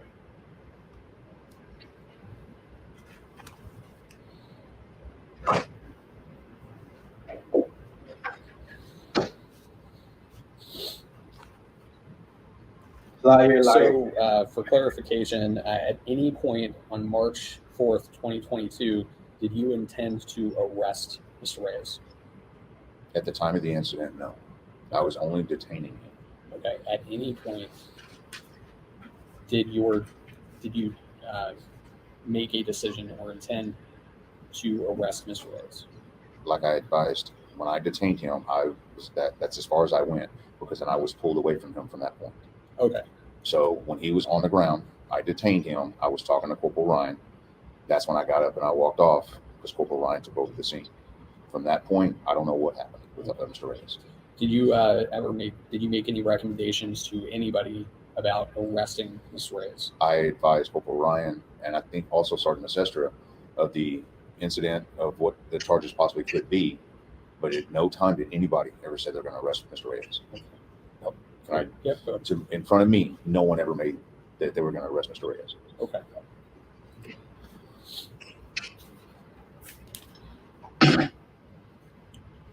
Do you recall when you were speaking to supervisors on the scene on March 4th, 2022, what were you telling them that Mr. Reyes was doing? I said that he interfered in the investigation. He also refused to ID. And then I don't remember whether I explained to him that he was reaching for something or that's whenever he touched or somehow. Did you ever tell them that he was filming or photographing license plates? I did say that. Okay. Did anybody question you or inform you that that was not against the law? No, sir. Did anybody out on the scene, any law enforcement officer, question your decision to take Mr. Reyes down to the ground? No, sir. Does the city of Lake Jackson, at least in March 2022, was there a use of force report or form for use of force incidents? There is a use of force continuum that all departments have. Right, there's a continuum, but is there a form that you would have to fill out for each use of force incident? I know we do the incident reports, and that's the incident that would go into the report. I can't recall any, like a specific piece of paper for use of force. Okay. Do you understand the different types of resistance? Do you know what active resistance versus passive resistance is? Is that a legal question?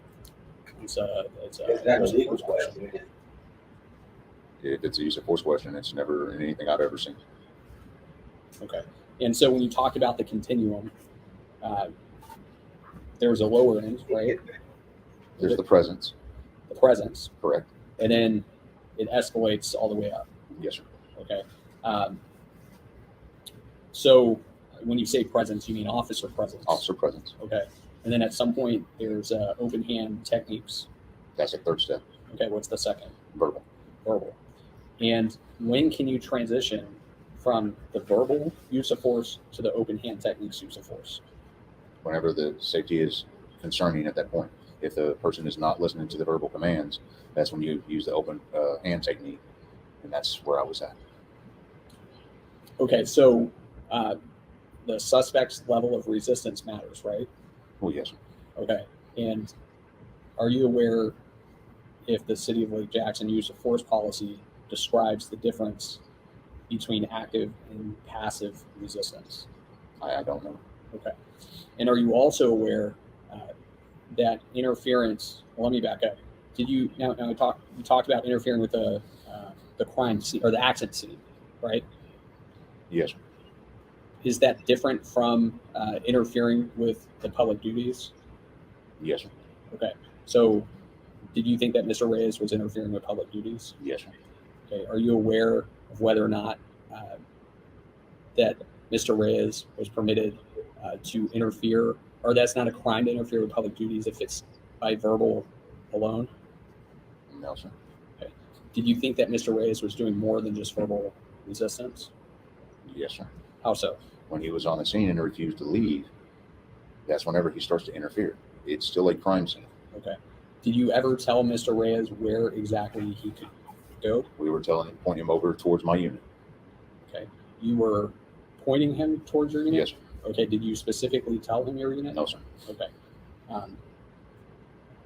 So you were just generally pointing to where your vehicle was? We told him to go over there. Okay. Sorry. Oh, no worries. Okay, but He couldn't help himself. and you also asked Mr. Reyes to leave. Yes, sir. Okay. Did you ever tell him where he could be without having to leave? No, sir. 1 second. Go over there. I have no further questions today. I pass. I do. I do.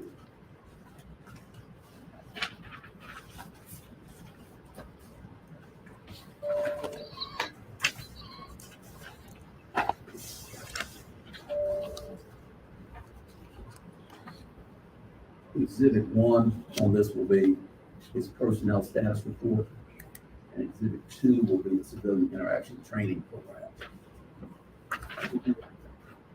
Yeah, man. Shaky ground.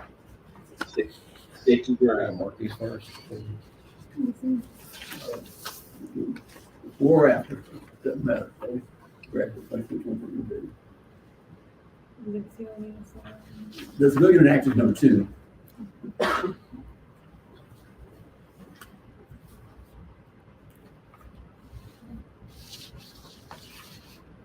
Cagle, my name is Joseph Cagle. I work with the City of Lake Jackson in this particular matter. I have handed you 2 documents. One is got an Exhibit 1 on it. It's your Texas Commission on Law Enforcement Personnel Status Report. You see that, sir? Yes, sir. And what I've done is put a post-it on the page I want you to get to. And I've used a pencil to make a check by a course that's got 30418 by it. You see that, sir? Yes, sir. Last bit. Which page is it posted? Page 6. Very last Right-hand corner. Thank you. And that 30418 is a civilian interaction training course that was done on January 6th, 2022. Is that correct, sir? Yes, sir. Do you recall attending that course at some OSS Academy? That was online. An online course? Yes, sir. So what you do is you sit down and you have a computer screen and you look at it, right? Yes, sir. And if you go to the posted on Exhibit 2, it'll be page 2. 3.3 visual audio recording of traffic stops. You see that, sir? Yes, sir. And I'll just go through in the second paragraph. You see that, sir? Yes, sir. In Texas, citizens have the right to make video or audio recordings of almost any transaction which they are an active participant with. This includes interactions with law enforcement. Hold on. Hold up, y'all. That eye twitch was crazy. But anyway, I just want to address this comment from Mouse. So his entire approach to Rez about recording personal license plates is a crime. That was his stance. Was totally was unnecessary and intended to bully. He should have left the man alone. I agree. A lot of these can be avoided if they would just leave people alone. God, why is it so hard to just leave people alone? Focus on your job, go about your business, and leave people alone. I don't know why they want to bully everybody and, oh, you can't record me doing my job. Yes, we can. It's actually our duty to do it. We're actually, that's the citizens' duty to make sure everything is going smoothly with the government. It's a duty. It's not just, oh, somebody the fact that people don't know that we are supposed to be doing this. Every citizen is actually supposed to be a auditor, because, well, I'm gonna say every citizen that's every citizen, because if you're a citizen of the United States of America, you have constitutional rights. One of the rights is to redress your government. So another right is the first, you got the First Amendment that gives you freedom of press, that allows you to go in public and speak or gather content without being harassed or it's just amazing to me that that people have an issue with the duty of citizens. Like, other citizens really get upset about people exercising their rights, which is insane to me. But that's how it goes. But this twitch that this officer just had was crazy. So I'm gonna back it up a little bit and we're gonna catch that again. That was crazy. Look at it, right? Yes, sir. And if you go to the posted on Exhibit 2, it'll be page 10. 3.3 visual audio recording of traffic stops. Yes, sir? Yes. And I'll just go through in the second paragraph where it starts, in Texas, comma. You see that, sir? Yes. In Texas, comma, citizens have the right to make video or audio recordings of almost any transaction in which they are an active participant or witness. This includes interactions with law enforcement, comma, such as traffic stops, period. Witnesses may legally record video of peace officers as they interact with the public in much the same way that officers record the same transactions, period. Citizens may not, however, do so in a manner that physically impedes an officer's or other public servant's ability to perform his or her duties, period. For example, they cannot physically place themselves between an officer and someone the officer is attempting to search or arrest, period. It is reasonable for officers to ask them to stand a safe distance from the officer or others, or to remove them from an active crime scene in order to protect the integrity of the crime scene, period. I read all that correctly, sir? Yes. All right, now, this online course that you took, was that directed by the city of Lake Jackson? Did you take that course? No, sir. That's something you did voluntarily? Yes, sir. And when you sat, and you'd already started the city of Lake Jackson? Yes, sir. Okay, so when you are acquiring, I think you said you left Missouri County to come to a smaller agency to increase your law enforcement knowledge baseline? Yes, in my career. All right, so you're doing things to enhance your career. Yes, sir. And in enhancing your career, acquiring this type of information about civilian interaction training yes, is an enhancement, right? Yes. Now, if you were asked a question, if you were aware that Reyes was entitled to video, would that have somehow changed your interaction with him? Remember that question, sir? Yes. Now, obviously, when you took that online, I don't want to keep pausing it, but I just want to say I'm kind of liking the person asking the questions now, because they seem like they're going to be a lot more direct. We'll see. Course, did you pay attention? Yes, sir. Did you take any notes when you were taking that course? Sir? No, sir. Do you recall when they talked about the right in Texas for people to videotape? Yes, sir. And since you knew that he had a right to videotape, was him having his cell phone out in any way, shape, or form the reason you acted towards him the way you did? No, sir. As I understand your testimony, the reason you acted with Mr. Reyes the way you did was because of his location vis-a-vis potential traffic coming off of 288/332 that might create a hazard to him if somebody hits. I think you said there was a fire department truck that was parked. Yes, sir. They hit that, there's a chain of events, and he ends up getting caught up in the wash. Fair statement? Yes, sir. And so your concerns were safety, Yes, sir. not whether or not videotaping was allowed, right? That's correct. Because you knew based on that online course that videotaping in Texas was allowed by citizens, right? Yes, sir. And that was information you had while you were employed by the city of Lake Jackson, true? Yes, sir. I mean, you didn't need the city of Lake, for example, when you got to the city of Lake Jackson, you had a peace officer's license issued by the state of Texas, true? Yes, sir. And you brought that knowledge base with you to the city of Lake Jackson, true? Yes, sir. You merely wanted to increase your knowledge base once you got here. Can I explain on that? Certainly, sir. I came over here more for the mental health. That's where my expertise was. I came to Lake Jackson to get back into policing. That's the reason I came here. Okay. Well, since you want to get back into policing, you understood that in getting back into policing from the mental health arena, you might need to get some other information about new trends, such as videotaping, right? Yes, sir. Did you know when you were with Missouri County that the public was entitled to videotape police activities? No, sir. So you got that information on or about January 6th, 2022, right, sir? Yes, sir.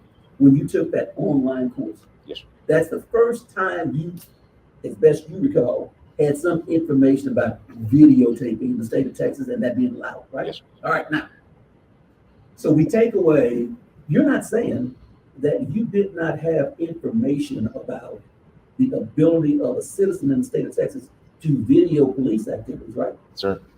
Okay, you are not saying that you did not have knowledge that in the state of Texas, citizens can videotape police activities. Yes, sir. You knew that, true? Yes, sir. You knew that after you completed that online course, right, sir? Yes, sir. You knew that if this event happened on or about March 4th, 2022, then as of January 6th, 2022, you knew that in the state of Texas, videotaping was allowed a police activity, right, sir? Yes, sir.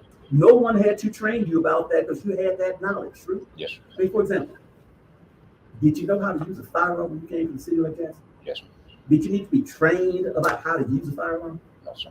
Did you know how to drive a patrol car when you got to the city like Jackson? Yes, sir. Did you need to be trained about how to drive a patrol car? No, sir. Okay, now, did you know how to put handcuffs on somebody who got to the city like Jackson? Yes, sir. Did you need training on that? No, sir. On how to put handcuffs on? No, sir. Okay. When did you first get training on how to put handcuffs on? In the academy. All right, so at the Houston Community College. Yes, sir. And you've been doing that for, I guess, since you got in law enforcement. Oh, yes, sir. Okay, now if you go back to that exhibit number 1, sir, on the first page, they've got kind of a service history on you, right, sir? Yes, sir. And it starts when you were the reserve. I don't know what it is about the interviewer who's asking the questions now, but man, the energy is definitely different, and he is he definitely seems a lot more nervous with this guy asking questions than the previous person. It's obvious, really, but yeah. What do y'all notice the difference with the way he's responding to the person asking the questions now during the interview versus the one before? Because man, I definitely notice a big difference. Reserve officer at the Brookside Village Police Department from January 10th of 2000 to May 16th of 2000, right, sir? Yes. And then the next, you're with Brookside Village Police Department as a peace officer, right? I was still reserved. That's a clarificational error on Brookside. I guess I'm just reading what's on Yes, your sir. Yes, sir. I've tried to get it fixed because it's different on time served. So what it should say is you were a reserve officer. Yes, sir. Did you have a peace officer license? Yes, sir. And even though you are, quote, a reserve peace officer, do you have all the same powers that the state of Texas gives to licensed peace officers? Yes, sir, because reserve is a licensed peace officer. Meaning you can arrest people that you see violating penal code provisions. Yes, sir.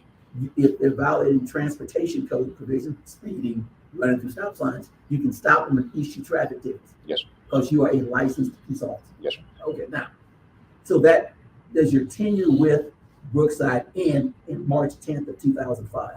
Yes, sir. So you're there from, there appear to be two times. Were you in the construction business between May of 2000 to November 26th of 2004 or so? Yes, sir. That's a weird question. And so that little gap there is when you were in the construction business. That's when I went into it, was in 2000. I'm just gonna write construction on my. Because it got, bro, And relax. so you get back into it in November of 2004. Yes, sir. And you stay with these folks for 3 months until March 10th of 2005. Yes, sir. Then you go to Missouri County as November of 2012, right, sir? Yes, sir. November 15th. And you are, well, actually, tell me how this works. You start November of 2012. I see in here that you were a jailer license in April of 2013 to September of 2013. How was that working, sir? Did they hire you in November 2012 and then ship you to the jail? Yes, sir. In November of 2012, I went in, and that's when I had to do some courses through them, ride with different officers. Whenever everything got set up and done, there was no openings in patrol. So that's when they put me in the jail. The reason that the jailer's there is because when you go in the jail, you have to have what's called a jailer's license through TCOL. They give you a temporary jailer's license for 1 year. After that 1 year, you have to go through jail school or you lose a license. So whenever I left in, what was it? September 23rd of 2013 is when I went to full-time patrol. So, and that reflects that. It shows you 6 months in the Brazos, Missouri County, I guess, jail with Yes. a temporary jail license. And then the rest of your time after that would be on patrol. And that ended August 13th of 2021, right, sir? I wasn't in patrol the whole time. No, I sir. said- Yes, sir. I'm talking about your tenure with the department. Yes, Because you were with mental health for roughly 6 years. Yes, sir. You were in patrol 2 years. Yes, sir. About 3 years. Yeah. But the next entry is you with Lake Jackson. And What is it about this interviewer's voice that is hitting his heart so hard versus the other interviewer? Because it's like everything he's asking him or his words are just hitting way different than the previous interviewer. Like, it's obvious. I don't even have to say, like, it's obvious. But I like it. This is how I would have wished the whole first hour went, but you know, it's all good. August of 2021, right, sir? Yes, sir. And then you go, and so you're there, you go through the field training operation with a field training officer for X number of time, right, sir? Lake Jackson. Yes, sir. And at some point in time, you get let go and you are the 2-man patrols or 1-man Just patrol? 1-man patrol. Okay. You're now 1-man patrol, January of 2022, you take the online course, right? Yes, sir. About civilian interaction. Yes, sir. Okay, now, am I correct then when you tell me that it's online, again, going back to this page with the little posted on it? Yes, sir. Oop, wrong one. If ICOSS Academy, that's all online? Yes, sir. Okay, now, were all these online courses things that you did voluntarily, or did somebody from the city of Jackson suggest you take? At that time, that's when the city of Lake Jackson actually got a contract with OSS Academy to where it was free for certain courses for the officers. So instead of paying out of pocket, it was, I don't know exactly, and I don't remember how they clarified it, but it was the way we can go in, we can take the training that we needed. or that we wanted, basically. When were you informed that the city of Lake Jackson had an agreement with the OSS Academy such that its police officers could go online to get training?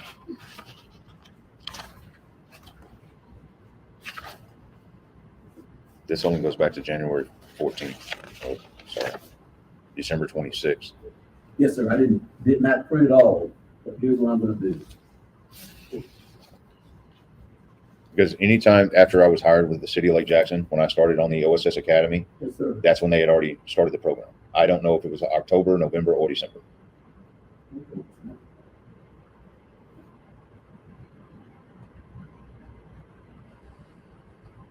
And what I'm doing now is accessing your records. I just didn't print everything out. Now, on page 7, what I'm looking at, sir, shows some.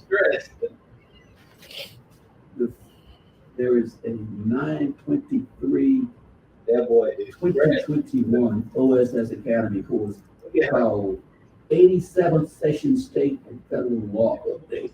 That I paid for. That you paid for. Yes, sir. And the next OSS I see is 11/27/2021 OSS Field Sobriety Test. Won't be in that situation. That was already when Lake Jackson started, because I remember taking that course. Because I believe, I can't remember if I took the SFSTs before or after that course. Well, let me tell you what your record shows. There's an F period, S period, F period, S period, T period practitioner course on November 18th of 2021 at the Freeport Police Department. Yes, sir. So that's the chronology that I'm looking at here. Yes, sir. Okay, so are you telling me that by November 27th, 2021, at that point in time, you knew the city of Lake Jackson had an agreement with the OSS Academy for its officers to go and receive online training at no cost to the officer? On certain courses, yes, sir. On certain courses? Yes, sir. And apparently civilian interaction training was one of those certain courses. Yes, sir. And so you went and you took that course about civilian interaction, right? Yes, sir. Okay, now, you're probably a little too young to remember who Paul Harvey was. I have no idea. I know you don't. He used to have a radio show in which he would, your lawyer smiling, he's old like me, in which he would say something, he'd get part of a story, and he would think one thing, and he would say, and now for the rest of the story, and it would be a totally different item. And that's why I say that. So you've gotten, quote, the rest of the story from me about what I didn't print out, which is on your record. Yes, sir. And the important thing to me is that you knew that the city of Lake Jackson, in order to enhance their officers' basic knowledge, what I call baseline, as an officer, they had a contract with OSS Academy where its officers could take courses like you did on civilian interaction training, right? Objection. You answered that? Yes, sir. All right, and you took that course. We did. All right, now, let me ask you this, sir. You were asked a question about a news release and the content of the news release by the city of Lake Jackson after this event. Remember that question, sir? Yes, sir. Now, I wrote down that a part of the question dealt with some unreasonable use of force. Was that part of the question? Do you remember? I don't remember, sir. Okay, here's what I'm going to do. This particular news release, sir, it says it's got a March, it says for immediate release, March 9th, 2022 at 3 p.m. And it says March 4th, 2022 incident, internal affairs findings. Now, you never read this news release, true? No, sir. I had to get off of all social media. I understand. And here's what it says. The Lake Jackson Police Department and City of Lake Jackson would like to express our gratitude for the patience afforded to us by the citizens of Lake Jackson while we thoroughly investigated an unfortunate incident regarding the actions of 2 of our officers on March 4th, 2022. Their actions were based on an erroneous understanding of law, period, which resulted in an arrest of a citizen who was legally videotaping a nearby traffic accident. The police department supervision quickly discovered the error, released the citizen, and initiated our internal affairs process, period. Do y'all see his something is going on with his breathing, and he's twitching. It's like he about to pass out or something. Y'all tell me what's going on with this guy. Something's definitely happening. His breathing and his facial twitches is, I don't know, man. I think like he about to have a stroke or something. I pray you don't, though. At this time, the Internal Affairs investigation is complete, and we have taken appropriate action given the circumstances of the incident. Period. As of this morning, before conclusion of the investigation, we accepted the resignation of Officer Johnny Cable for disposition of the Lake Jackson Police Department. Period. Officer Mendoza, who was also a subject of the investigation, will receive a period of unpaid leave and is required to participate in remedial training in the areas of law of concern in this incident. Period. We're also in consultation with the District Attorney's Office for confirmation of whether the actions of the officers rise to the level of criminal responsibility. Period. We work hard every day to earn and keep the trust of the people we serve here in Lake Jackson. And as we move forward as a community, the Lake Jackson Police Department recommits itself to the tenets of delivering professional and courteous service, preserving the peace, and enforcing the law and Constitution to make a safe environment for all citizens. Period. That's the news release, sir. Joe, before you ask your questions, can you tell me what's the base number on that document, just so we have that around? You can get to that part of it. I didn't. So I'm getting something different on there. I will try to find that. I'm not questioning that you read it correctly. I just want to make sure we have a record reference for it. I get it. Since it's not in the record. I was trying to get that brain before we continue. Okay, now let me ask you this, sir. Did you have some contact with the District Attorney's Office, sir? No, not until after the Texas Rangers contacted me.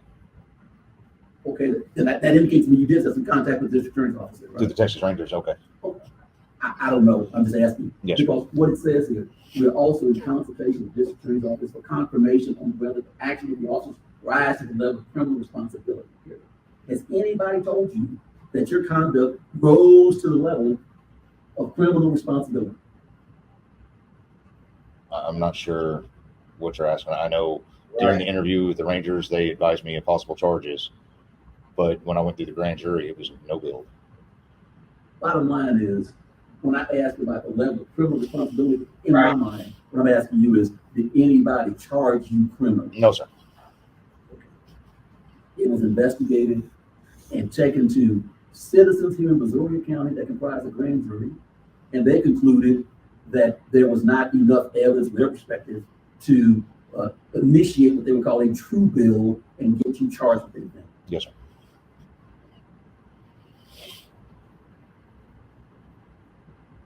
Now, there was a question that was posed to you, and it was if you were aware that plaintiff was entitled, I said Reyes, I put plaintiff, that Reyes was entitled to video, would that have changed your interaction with her? I think your response was, I cannot speculate, but I had no training on videotape. Did I get that answer right, sir? Yes, sir. That's why I wanted you to look at that OSS map. Do you see now that you did receive some training on videotape? Yes, sir. Did you ever, and here's what happens with people. They forget things. And part of what I try to do, I use little examples in communicating, okay? Do you remember when the United States Senate was investigating baseball players for steroid use? I don't know when it was. I remember hearing something about it, but I couldn't tell you anything about it. You just know it happened? Yes, sir. Okay, one of the people that was questioned by the Senate is Roger Clemens. You know who that is, right? Yes. In one of the responses to the question where Roger Clemens kind of changed information, Roger said, I misremembered. I love that phrase, I misremembered. My question to you now is, did you misremember that you received this training when you responded to the question that you didn't get any training on? I forgot it that I even had that training. I understand. But you did, true? Yes, sir. All right. Now, you indicated that until the scene is cleared, that both officers are in charge to ensure safety, right? Yes, sir. And I think you told us that you were sent to the scene originally to help Officer Mendoza with essentially traffic control type issues. Yes, sir. And you indicated that You moved your vehicle from one spot to another spot to try to control traffic. Yes, sir. I think on the exit from the mall to 332. Yes, sir. And you indicated there was at least one time where a motorist who was concerned about, I guess, Ms. Bond, who apparently was a sister of her, almost made contact with another vehicle at the scene. Is that correct, sir? Yes, sir. Is that the sort of thing that was your concern about safety with respect to where Mr. Reyes was located doing whatever he was doing at the scene? Yes, sir.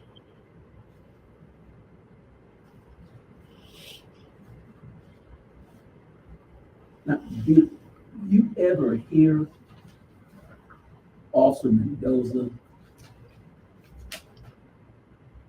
ask Mr. Reyes to move near your unit, which was close to the Starbucks, for his safety? I don't remember if he said unit or not. I do know that Officer Mendoza did tell him to just move, go over there. But I don't remember the full extent of every single word. Okay. So, but you do recall Officer Mendoza requesting Mr. Reyes to move to a location nearer to your unit. Yes, sir. You didn't use the words to him, safety. Don't know whether or not safety was uttered by Officer Mendoza to him to communicate, this is for your safety. Move from this location to another spot. Yes, sir. Now, when you were on Mr. Reyes' buttocks, were your knees on the ground, sir? My knees were on the curb. So your knees were on the curb. Yes, sir. So one knee, were both knees on the curb? Yes, sir. Okay. And so your legs are straddling him while your knees are on the curb? Yes, sir. So I assume your body weight is being held up by your knees. Yes, sir.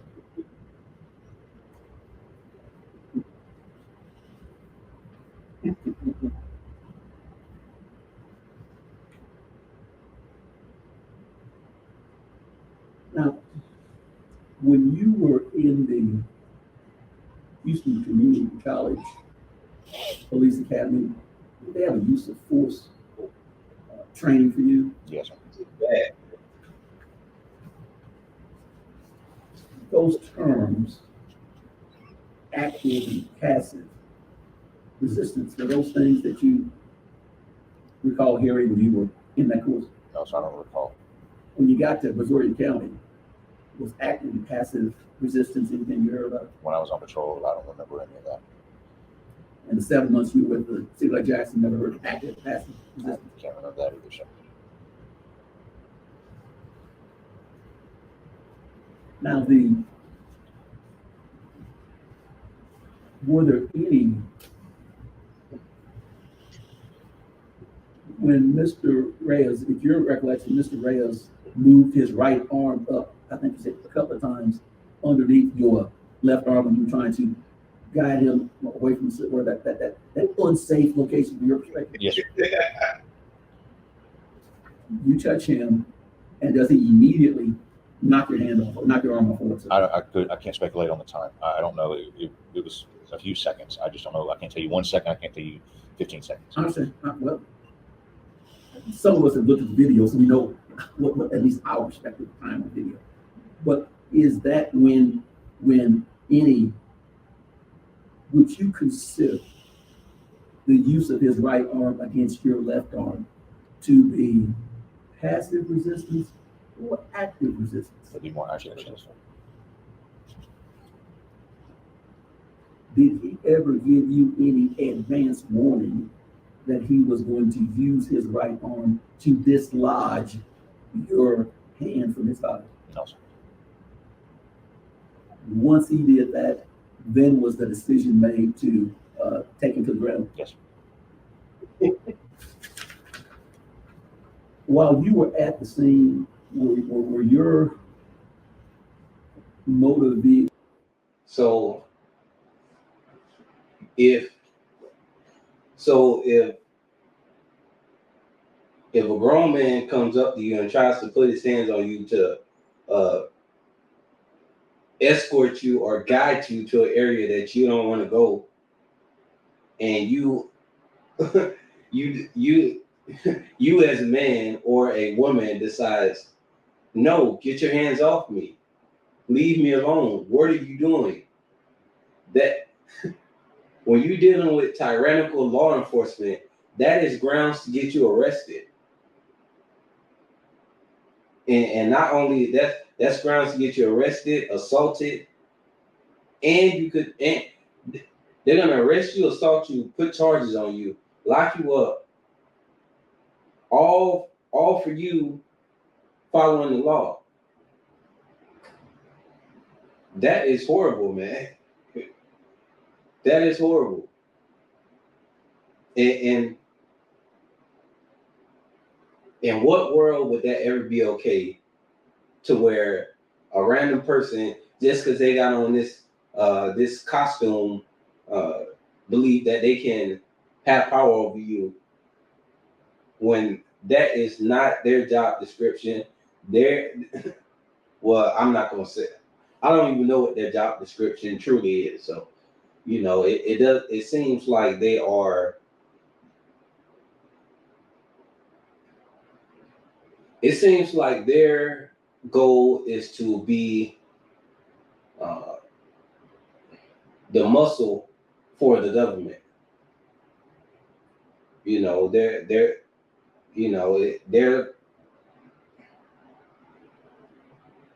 I don't know, man. I don't want to say the wrong thing, so I'm just gonna go back and let this video play. Accident. Was that part of your official duties at the scene of this motor vehicle collision? No, sir. Not the accident. Well, traffic control. Traffic control. I'm talking about the two vehicles that collided. Yes, sir. That was Officer Mendoza that was doing the report. I was there for the traffic, the safety of the people. Correct. Your duties involve traffic control. Oh, yes, sir. And your traffic control duties and safety of the people, is it your position that Mr. Reyes, where he was located, was interfering with those duties? Yes, sir. Exactly. Do you know whether or not there are any provisions of the penal code that deal with interference with public duties? Yes, sir. Do you know whether or not, as a peace officer, you are entitled to detain someone for violating a penal code provision dealing? Hold on, yeah. We're gonna get back to that, but this is another one. They'll say you're resisting if they push you and your arms come up to catch your balance. Like, yeah, pretty much, man. It's crazy. That's resistance. They slamming you face down on the ground. You put your arm up to not have your face smashed on the concrete, and they'll call that resisting. They'll punch you in the face and say you're resisting by trying to cover your face from getting punched in the face. Like, it's, man. What is it? Sad to say, man. Sad to say. Let's keep going. Interfering with public duties. Yes, sir. Now, do you know whether or not where Mr. Reyes was located, if his use of words to you and to Officer Mendoza was creating a potential disturbance? Check and form. To me, it was. To your what? Was your traffic control activities an official proceeding, sir, from your perspective? I'm sorry. Official proceeding meaning consistent with you being a police officer doing your traffic control duties at this scene, sir. Yes, sir. Do you know whether or not Mr. Reyes's conduct, the use of words, the verbal things, the potential disturbance would hinder your ability to do your traffic control duties at the city. Yes, sir. Section 4. Do you know whether or not there are any penal code provisions dealing with hindering proceedings by disorderly conduct? Yes, sir.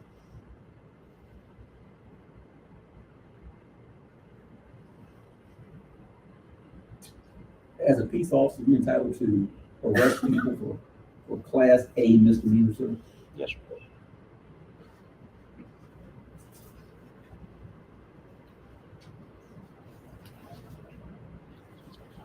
Since you're doing something, witness needs to take a very short break. We're off the record. It's 12:20. Yeah, bro. I am doing to email you that news release and put the exhibit 3 on. We're off the record. It's 12:20. Yeah. I am doing to email you that news release and put the exhibit 3 on that one. Yes, sir. Okay. You can wait to get out that seat. Brandon at Brandon. It should populate. So Yeah, it should. So Brandon. Yeah, you could just send it to. No. Brandon at G2 Law. Yep. $2. Everybody's gonna get this.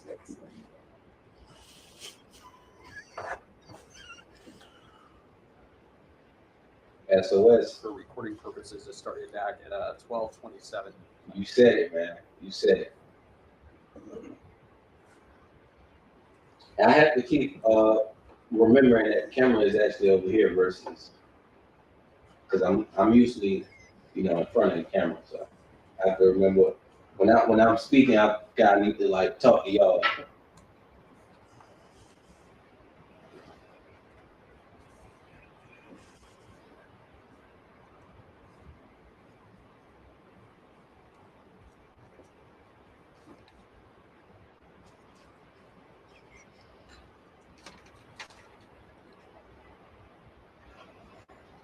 That's it. That's not the sole purpose, but that's what they're acting right now, and it's because the people don't keep the government in check. That's all. That's all it is. The government is supposed to act on behalf of the people, but the people don't know that. So the more people that start remembering and act on that, then the government will be in check because the people are keeping them in check. Go back to record. If we've done, we've attached as exhibit the news release that I read, Forgetting the power. and that's been sent to the court reporter and to respective counsel. With that, sir, that concludes my question at the present time. Thank you. Thanks.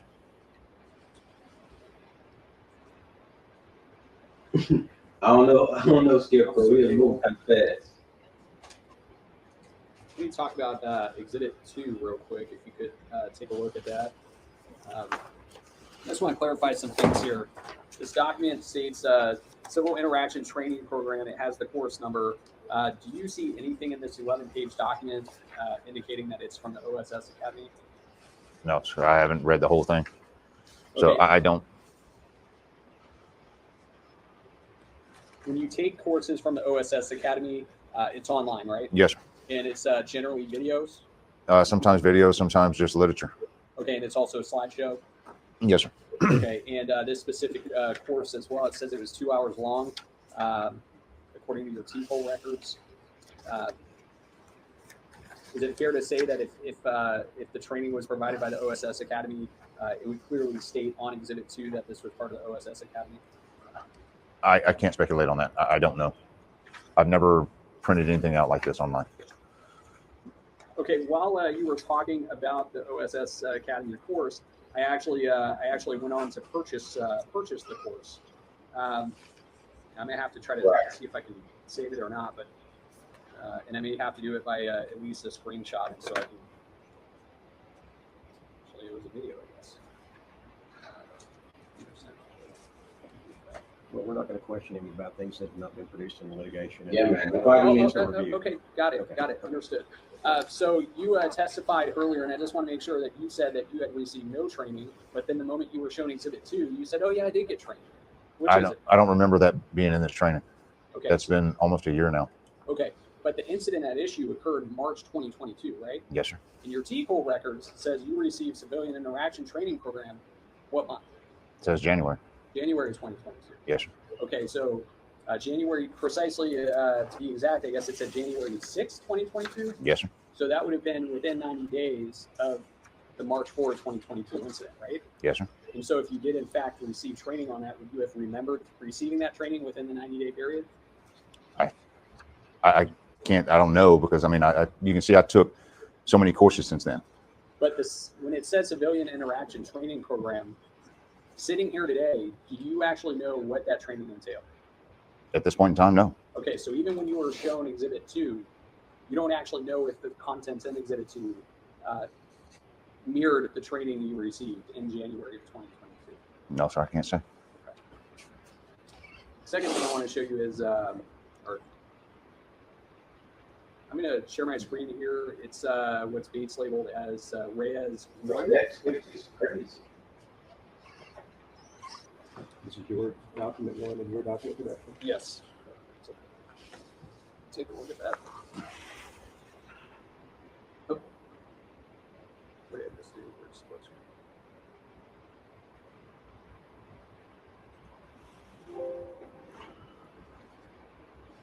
Okay, you see at the top of this document, it says to Officer Cagle, Yes, sir.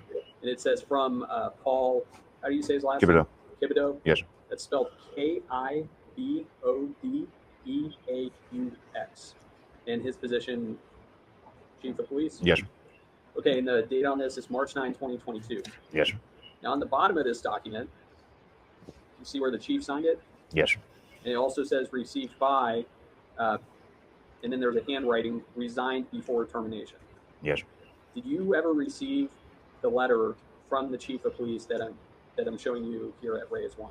To my knowledge, no. This is what he read a minute ago, correct? No, that's the, this is, he read a press release. Okay. And you're talking, you're talking about Mr. Collier.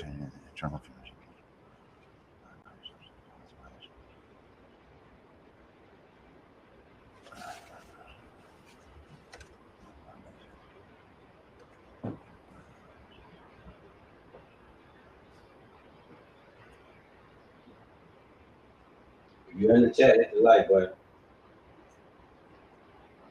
Let me know when you want. If you're on the stream, hit the like button. You can scroll down a little bit.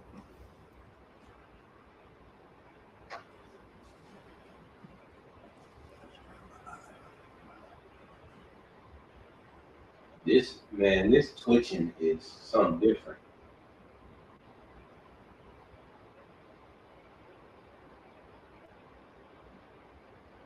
This is the first time I'm seeing lights. Okay, so you had a chance to Something write like the this. letter at Reyes 1. Mhm.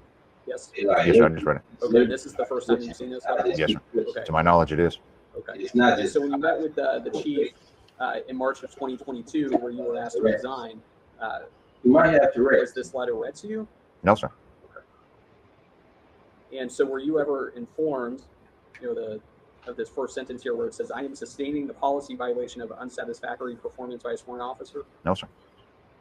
Okay, and then it says here, while trying to address a concern from one of the persons involved in the traffic accident about someone recording, the citizen you approached was advised, and you took extreme action based on the erroneous belief that taking images of a license plate in public was against the law.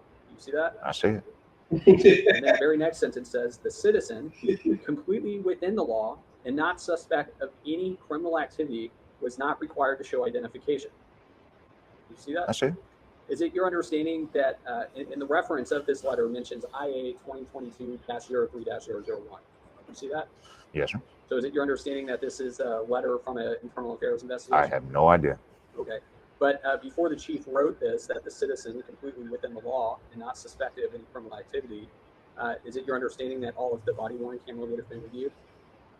I don't. I would say it would. I mean, it's 5 days after. Okay. And but this determination was made. Would you agree without talking to you about it? Say that again. I'm sorry. Is it your understanding that the chief reached this conclusion that the citizen was completely within the law and not suspected of any criminal activity without getting your side of the story? I can't. I don't know how to. I can't answer that. Well, you weren't interviewed by anyone No. from Internal Affairs. No, I was never interviewed by Internal Affairs. None of the conversation was brought up about this. Okay, and you were never asked to make any written statements. No, sir. And no one asked you for your version of things in a report. No, sir. And but it looks here that the chief of police for the city of Lake Jackson acknowledged that Mr. Reyes was completely within the law. Right? That's what it says. Okay.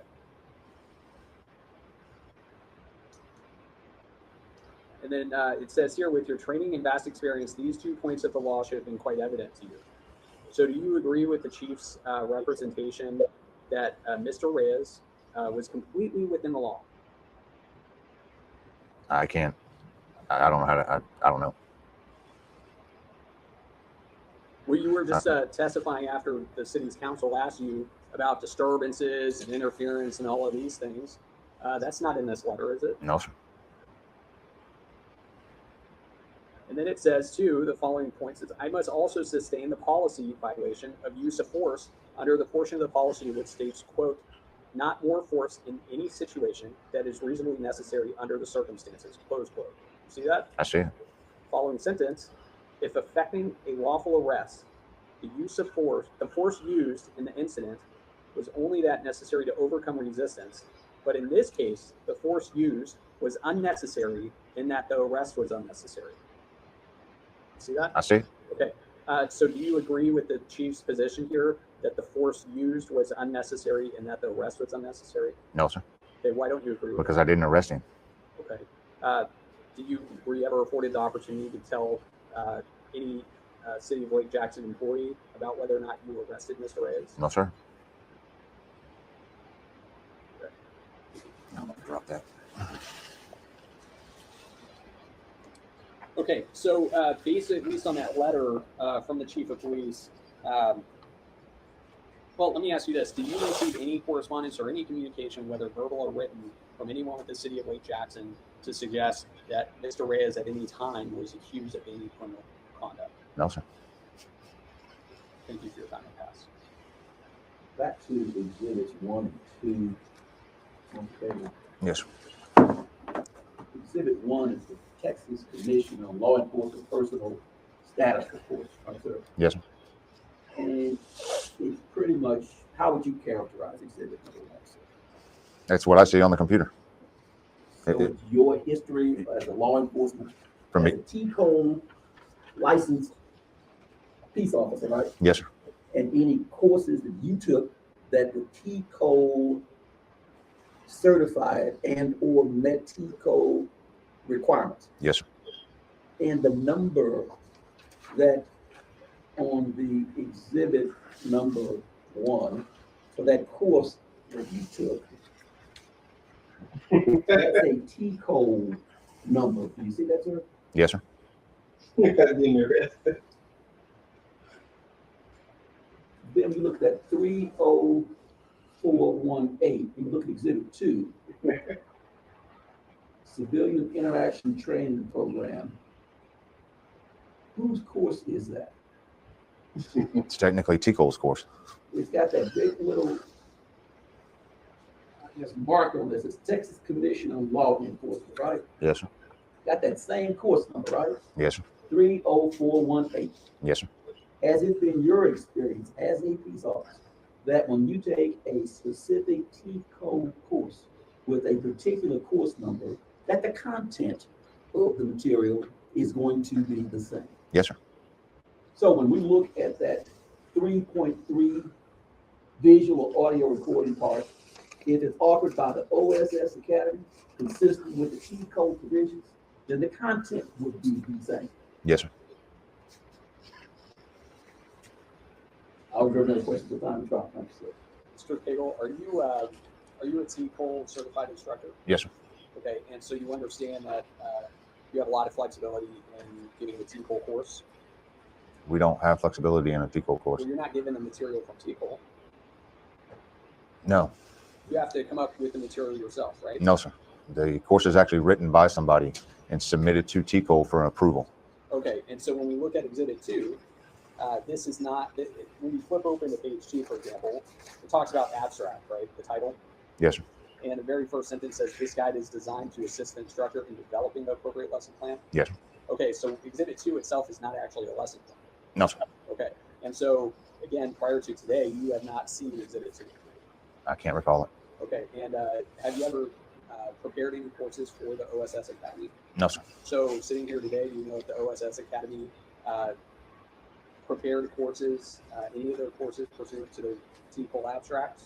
I don't know. Okay, so all the questions you're getting about the OSS Academy and the quality of their courses, you're just speculating. I mean, it's the course that we take. I mean, I can't say that OSS wrote it. I can't say Clausen Buck wrote it. I can't say you or I wrote it. I don't know. Okay, just to be fair, on March 4th, 2022, prior to that point, did anyone from the city of Lake Jackson tell you whether or not an individual had a right to film police activity? Not to my knowledge. Okay, and you told a number of officers on the scene about Reyes engaged in the activity of filming or photographing the scene. Yes, sir. Okay, and those officers you told included supervisors? Yes, sir. Okay, and it included other officers? I remember Mendoza. I don't remember who all was there. There was other officers there. Okay, but you told your version of the events a couple of times? Yes, sir. Okay, did any City of Lake Jackson police officer out on the scene ever question or tell you that what Mr. Reyes was doing was lawful? No, sir. Wow. Nobody stepped in and said, hey, Is He's not interfering very with police officers doing lawful? No, sir. Thank you, sir. Any questions about Vermil's?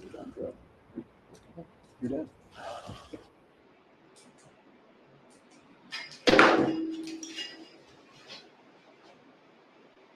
Taking pictures of other people's vehicles and license plates, which is against the law. Taking photography. Not here, not right now, okay? Okay, what are you gonna do if I don't stop? What is your purpose of you being here right now? You have an accident scene, go deal with it. Okay, this accident's been done. These records are now. Then walk away, you're dismissed. I don't need you here. Leave. I'm Go. not leaving anywhere. You need to go. A federal lawsuit filed by Rolando Reyes against Lake Jackson and several of its current and former police officers have been settled. Here is a recap of the incident and highlights of the assisting officer's deposition. What did you say now? I asked you, why are you here? I said I'm taking photos. Okay. Are you allowed on this accident scene? hold on, let me see. Do y'all want to just go into part 2, or do y'all want to, let me know. Put a 1 in the chat if you want to go for the part 2 right now. Put a 2 if you want to catch it another time. 1 if y'all want to continue and watch part 2 right now. 2 and put a 2 in the chat if you want to do it another time. So y'all let me know in the chat.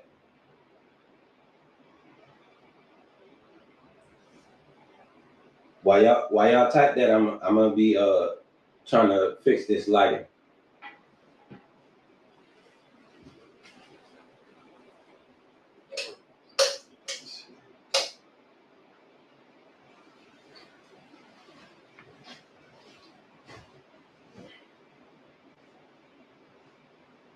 Let me see.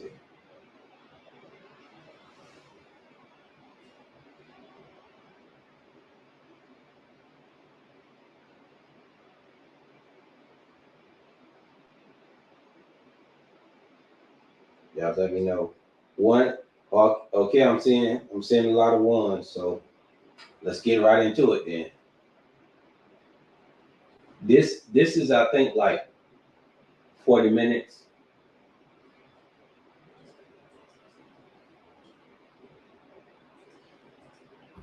That's what I'm asking you. You're asking me if I'm allowed to be here? Yes, sir. Okay. What do you think? Okay. I need you to leave, please. I'm not gonna leave. Mendoza, your accident scene. Taking pictures of other people's vehicles and license plates, which is against the law. Look at them. Taking photography. Not here, not right now, okay? Okay, what are you gonna do if I don't stop? All I'm asking you to do, what you need to do is go over there. You're not gonna stop me from taking photography. You work for the newspaper? I don't have to work for the newspaper to take public photography. Okay. But taking license plate pictures of license plates, you are not allowed to do. You are also by law allowed to lie to me. That's incorrect information. Right. You actually can, and I can take all the videos of license plates that I want. Okay. You go ahead and do that. I will. Do Right. you have your ID on you? Do you have Now your ID on you? Now you're on our accident scene, so Okay. I want you to identify yourself. I want you to identify yourself right now. Officer Cable. Badge number? 635. And you? Now watch how I'm not going to give you my license. Okay.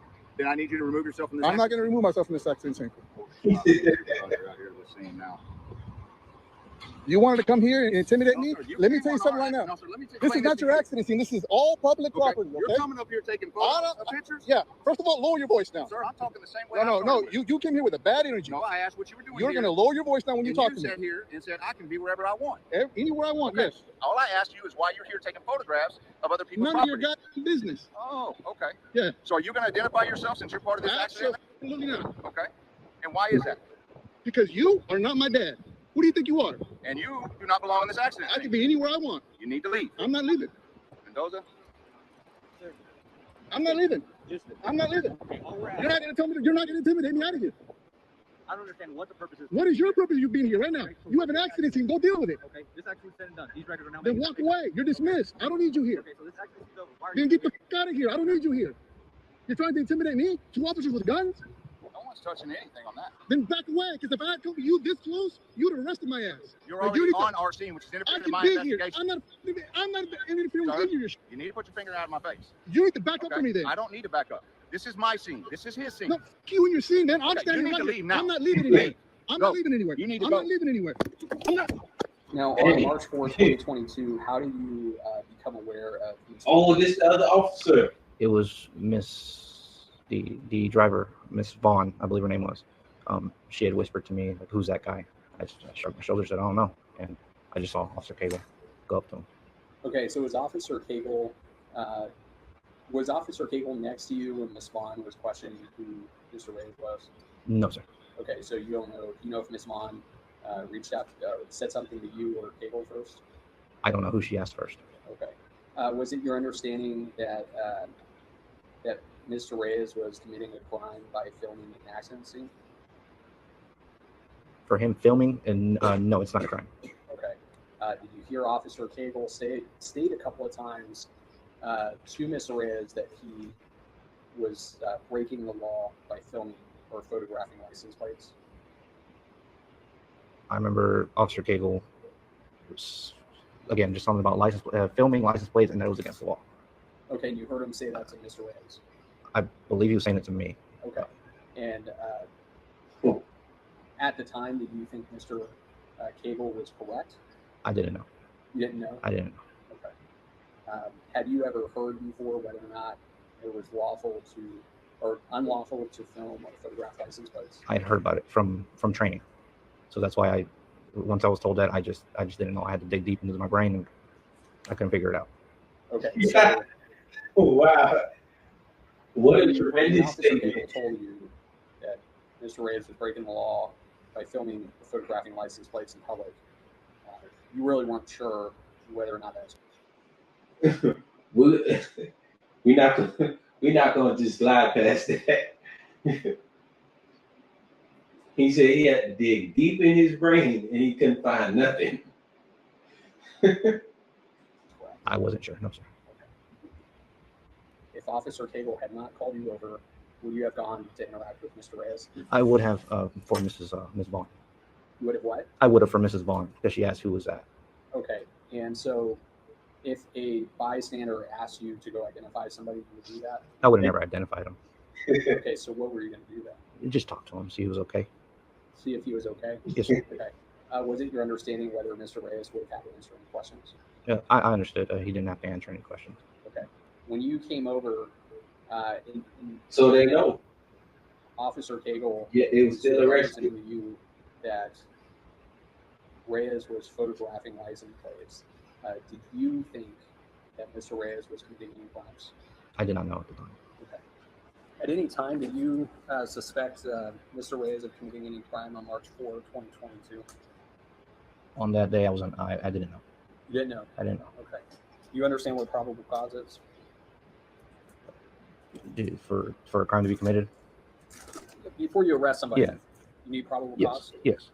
Okay. Did you have probable cause at any point on March 4, 2022 to arrest Mr. Reyes? I did not know. You didn't know if you had probable cause? I didn't know the whole situation. Okay. So you at least thought, hey, maybe I just need to investigate this? It was just a lot of thinking going on and no action being taken. No action. Before the physical interaction, how many times did you tell? You mean the Mr. Reyes opposite of what you just said? I don't know. Was it more than once? I don't know. Y'all call Were that you thinking? concerned for Mr. Reyes' safety? At the time, You asked him to leave, right? Why did you ask him to leave? with us being No, they on weren't concerned the about it. frontage road of a busy highway, I didn't want debris hitting them, car hitting all of us. I remember just pointing to Officer Cagle's patrol car, and I don't remember. Hold on, y'all. I'm so glad we went ahead and went through with this, because this one is going to be even more funny than the last one. I can tell how it started off right now. This guy is absolutely. They asked him, "Did you care about Mr. Ray's safety?" You seen that long pause? Like, no, we didn't even think about. We didn't consider nothing about his safety. Remember exactly what I told him, but it was Okay, at the time, you're talking about a busy frontage road. The lane near the stop sign was blocked off, right? correct. And you had the truck drivers for the wreckers. They were in the street, right? Yeah, man. Correct. You had the what were they? Were they firemen? Were they medics? Who was out on the scene with you? I remember the firefighters being out there. Okay, the firefighters. They were also in the street, right? Correct. Okay, and then the two individuals that were involved in the accident, they were also in the street. I don't know where they were.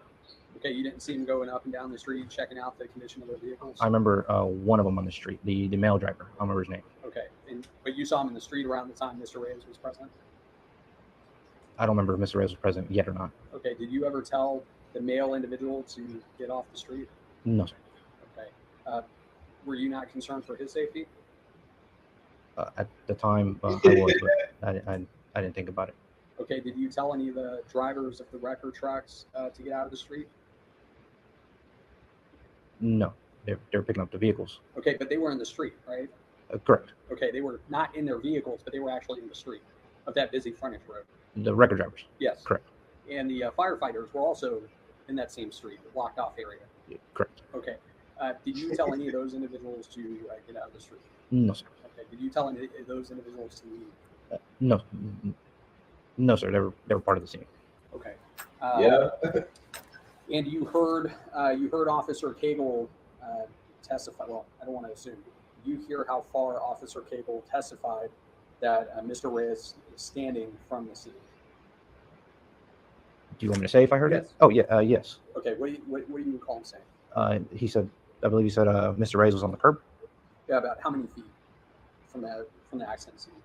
It was he was right where the accident scene had happened, about 5 feet or so, because it was right there. Once you exit off, the crash happened right there where the curb curves. Okay, but at the time Mr. Reyes was present, vehicles had already been moved, right? Correct, sir. So when you first observed Mr. Reyes, how far was he standing from the scene? From where the vehicles were currently? Yes, I don't know. it was more than 5 feet. It was more than 5 feet, yes, sir. Okay. As a matter of fact, if no one had alerted you to Mr. Reyes' presence, you wouldn't even know. Correct. Okay, because he wasn't. He was standing on a curb by a stop sign, right? Correct. Okay. It would be labeled under a use of force report. Okay. And when are you required to complete that form? I was always told whenever a taser is deployed, and whenever force is used that injures a suspect or somebody else. Okay. And are you aware of the city of Lake Jackson's use of force policy? I was just told it by FTO, not the by word verbatim. Okay. Do you recall ever seeing the by word verbatim use of force policy? No, sir. They gave me a policy procedures book. I went through it, but I don't know exactly word for word what the policy stated of use of force. Okay. So it's just what FTO, field training officer? Field training officer, yes. What they would have told you? Yes, sir. Okay. Is it your understanding that force was used on March 4, 2022 against Mr. Reyes? Do you mean excessive force? Just force? Yes, force was used. Is it your understanding that Mr. Reyes was injured as a result of that force? Yes, I knew he was injured. Okay, so based on your understanding at the time of what the policy was, should there have been a use of force report completed in this incident? If I was told to do a use of force report, I would have done it. Do you have any discussions with any City of Lake Jackson employee concerning the preparation of a use of force report on this for this March 4, 2022 incident? No. Okay, did anyone ask you, any City of Lake Jackson employee ask you whether or not you completed a use of force report? No, no one approached me. Okay, but it's your understanding that the City of Lake Jackson does have a use of force report? It's a template, yes, sir. A template. And you understand that the City of Lake Jackson, at least you were told, has a policy requiring a use of force report? Yes, sir, there is a policy. Right. Okay. So why were you, why did you not complete the use of force report? At the time, I was just told to do an incident report. Okay, so is it your understanding then that the policy for completing a report is dependent on whether someone else tells you to do it? That's just the way I've never done a use of force report. And so I was just waiting for, all I was told by the supervisor was just do the initial report. Video's the best evidence you got. And is it common practice for you to review your video before? Video is the best evidence you got. I always have. Okay. So sitting here today, do you recall? Video is the best evidence you got. Video is the best evidence you got. Video is the best evidence you got. If you're not recording, I don't know what you're doing. If Officer Cable had told Mr. Reyes if he did not leave, he would be arrested. Looking back at it, I don't remember. Okay. If Officer Cable did tell Mr. Reyes he would be arrested, did you agree with that? Okay. Was Mr. Reyes breaking the law for not leaving? Again, at the time, I didn't know. Did you have enough information to make a decision as to whether or not to arrest Mr. Reyes for not leaving? Again, I didn't know at the time. What is that? Prior to Officer Cable's deposition today, that he was asked a couple of times to resign. Was I aware of that? Yes. I was not aware of that. You were going to receive a period of unpaid leave? Correct. Okay, what period of unpaid leave did you receive? Are you talking about how many days, hours? Yes. It was 24 hours. 24 hours? Yes, sir. 1 day? And did you actually, how did that work? Did you actually miss a day of work, or did you just turn in 24 hours of leave? No, Lieutenant James Cromings set up that time. As I worked at the time, I was on patrol, so I just took off. I believe it was a Monday, Tuesday. I don't really remember. Okay, so you actually took time off of work? Yes, sir. Okay. And then it also says that you'd be required to participate in remedial training. Correct. Have you completed that? I was never given a list of exactly what training I needed. That means no. Just whenever a class came up that was available, that they would instruct me to go to that class. Okay, so the City of Lake Jackson, I guess police department would tell you what classes to take? Correct, sir. Okay, have they told you since March 4, 2022 which classes to take? I've taken a couple, but I don't really exactly know which ones, what their name title is. Okay. Did you take any classes on basically filming police activity? I really don't remember. Okay. Well, sitting here today, do you know if it's against the law or not for somebody to film police activity? He's sitting here today. Yeah, yes, I know that. Okay, so how do you know that? Just the fact I was just told that after the fact. Who told you that? Lieutenant James Cromings clarified it to me during the internal affairs. Okay, so there wasn't a class or anything you took? Not to my knowledge, sir. Following week, you were told by Lieutenant Assistant Chief Anderson. Okay. Y'all hit the like button. Tell you why you were 30. It was policy violation. Which policy? I believe. I don't remember. Okay. Were you ever being? Do you know if you were being investigated for use of force? Not to my knowledge, no, sir. Okay. Did anyone question you on using force on Mr. Reyes? As in, what did I do with the whole situation, or? Yes. During the internal affairs interview with Lieutenant James Cromings, yes, sir. Okay. And is it your understanding that you were disciplined? Were you disciplined for using force on Mr. Reyes? To my understanding, I was disciplined for a policy violation. Okay, for what policy violation? I don't remember the exact name of it. Okay. Do you agree with the City of Lake Jackson's determination that you violated a policy? Well, I didn't contest it, so. You didn't contest it because it was a 24-hour unpaid leave. It was, yes, sir, 24-hour suspension. But do you agree with the city's assessment that you violated a policy? Correct. You do agree with it? I believe the process was fair. Okay. Do you agree that you violated a policy? I mean, I don't know. I just took I did my interview. I took the discipline. I didn't contest it. That's all I can say. That means you violated policy. Sitting here today, you don't know what policy you allegedly violated. I would have to look back at my chief's letter. Wow. And you did receive a copy of the letter from the chief. That's correct, sir. Wow. Do you think that your performance on March 4, 2022 was unsatisfactory? I believe so. Just what they are. I don't know. Just Usually when we all make mistakes. That means that class was not relevant to anything. Are you sorry for what happened to Mr. Reyes on March 4, 2022? I'm just No. feel bad for the whole situation in general. Why do they always say that? For Mr. Reyes? Yes. For Mr. Reyes? No. Like I said, I just feel bad for that whole situation, that whole day in general. Listen, oh my goodness. Looking at Reyes 2, it Wow. says 3. They cannot say, wow. They cannot say they feel bad for you. They don't feel bad for you. That's basically what he's saying without saying it. That's basically what both of them said without saying it. Why can't they just respond to that? That's basic. Wow. So, hey, do you feel bad about violating the man's rights and tackling him to the ground? Do you feel bad about tackling him to the ground, violating his rights when he wasn't committing any crime or doing anything wrong? In fact, you were actually in the wrong for attacking him and bothering him and harassing him. Do you feel bad? Do you feel bad for him having to go through that in the situation? I feel bad about the whole situation. Everybody involved, meaning I'm sorry that I'm in this deposition right now. I wish I would never got here. Yes, I feel bad for that. But do you feel bad for Mr. Reyes specifically?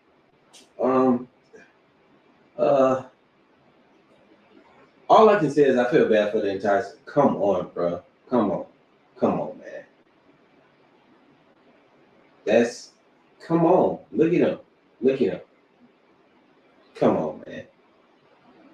Terrible. 3 days off without pay. Do you know if it was 3 days or 1 day? It was 24 hours. That's all I remember. Okay, and then it says within the next month. What's up, Cajun? Training in the subject matter of First Amendment law. Cajun Randy. I see that.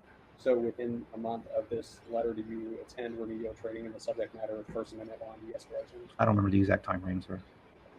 And it says you will be placed on a 12-week performance improvement plan where your performance will be strictly monitored for specific deficiencies in the areas noted in this investigation.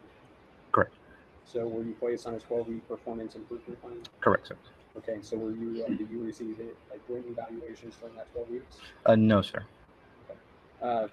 Other than this incident here, the March 4, 2022 incident, have you received any kind of written reprimand from the City of Lake Jackson? So, like any disciplinary action? Yes. Right up? Right.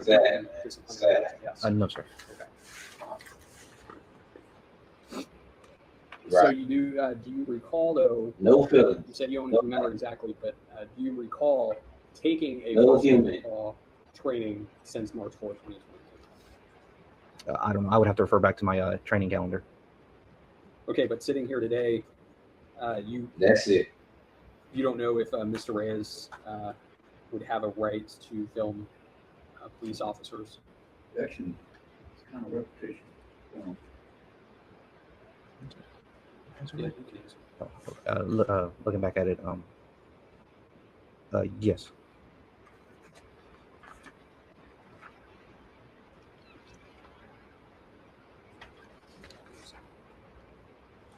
That was a lot.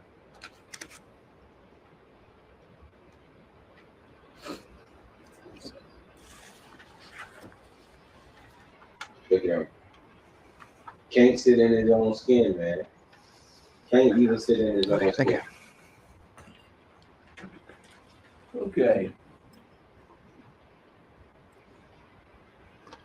This will be exhibit number 6 to your definition. Right. Thank you, sir. Video is the best evidence. You heard it right from the officer. I'm sorry, man.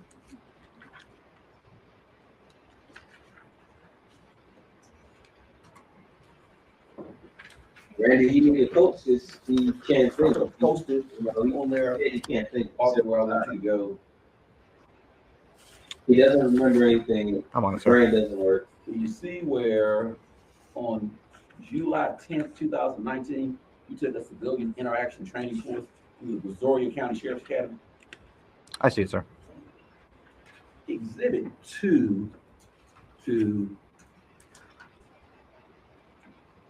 Officer Hagel's deposition It's crazy. was that That's all particular they do. course.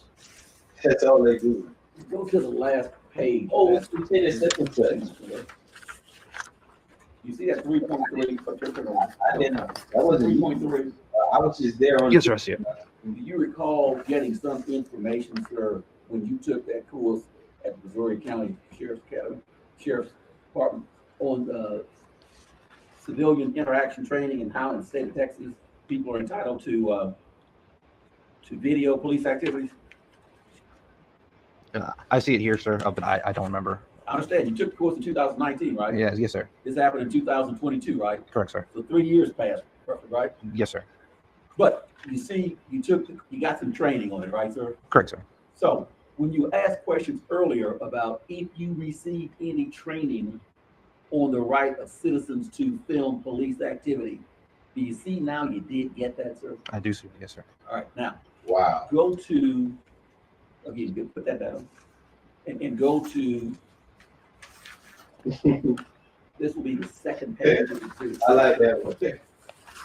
SOS is like that, man. Do you see at the top of that page, course number 77250? Yes, sir. I see it. You see the date that course was taken?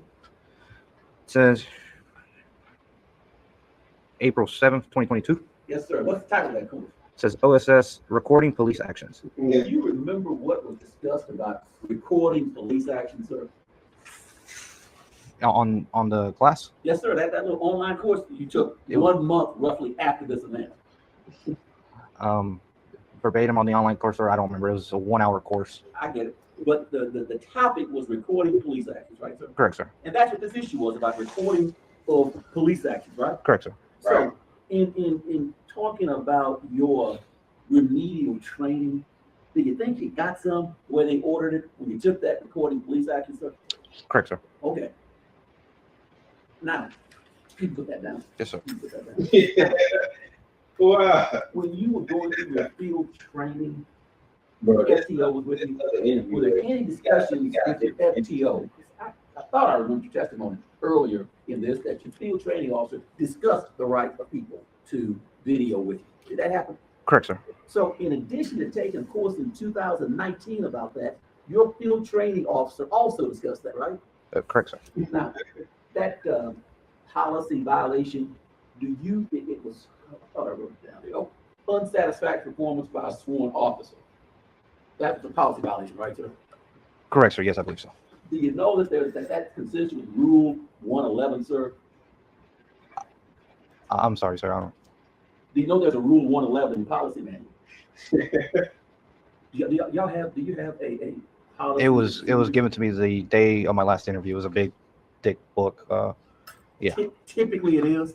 Yeah. And it's got lots of stuff in there, and one of which is that little unsatisfactory performance by officer. Okay. For example, if you get training on the right of Texans to video, And that's the course you took at the Missouri County Sheriff's Academy. You take that course. Then during your field training, your FTO, your field training officer, discusses that with you as well, right? Correct. So you've got two information sources about the right of citizens to video. Understand that, sir? Understand, sir. Now, if you don't follow that information, do you think that that would be unsatisfactory performance by an officer? Correct, sir. So now you know why you got that policy violation, right? Correct, sir. Okay, I want to be perfectly clear on this record. If there is any testimony by you on this record indicated that you did not recall the city of Lake Jackson giving you training about the right of Texans to video police activity, that would not be an accurate statement now that you've looked at your training records. True? Correct, sir.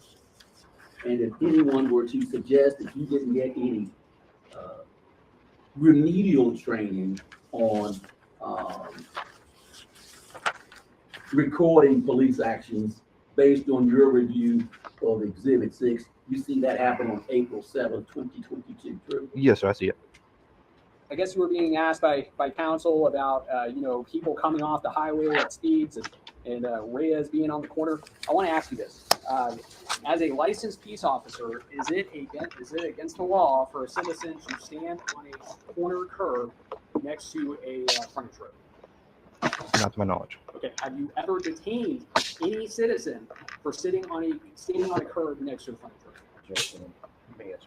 No, sir. I've never arrested anybody. Okay, so regardless of what the accident scene or anything going on, the danger of Mr. Reyes getting hit by a speeding vehicle was present regardless if you were there or not. Yes. Now, you were asked about your incident report, specifically at Exhibit 7. I guess in the title, it says that the offense is incident use of force. When you go into the RMS system, are there like drop-down categories you can pick from? Yes, sir. Okay, so incident use of force, is that a drop-down category? I don't know. Okay, and so do you know why you would have picked incident use of force as the offense? No, I don't. To be honest, I don't even remember if I picked it or not. Okay, could someone else have picked this for you? Only supervisors. Okay, so if it says supervisor was Lieutenant Cromies, could he have been the one to pick this for you? I don't know. Okay. And so, separate from listing an offense as use of force, is it your understanding that the city of Lake Jackson has a separate use of force report? It is a template, yes, sir. Okay, and it's a template that would actually be routed through your chain of command? The template would be, the supervisor will tell you to do the template in the event of a use of force incident, and you attach it to the report. And I'm sorry, a separate report, but they're linked. Okay, so had you ever filled out one of those? No, sir, I've never filled out one of those. Have you been trained by the city of Lake Jackson on how to fill out one of those reports? No, sir. Okay. If all the lanes were open for travel, and Mr. Reyes was standing on that corner, was he committing a crime? At the time, I don't know. Okay, did you ever see Mr. Reyes go into the roadway? I didn't witness it, no, sir. Okay, so the entire time that you observed Mr. Reyes, he was on a grass easement? Yes, sir, I believe so. Okay. All right, no further questions. Thank you. Wow.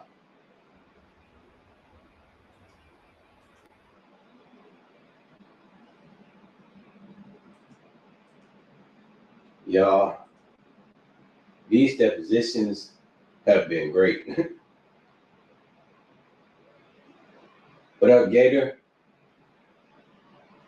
I don't know. I think I might just keep going with the stream because more and more people are coming in. So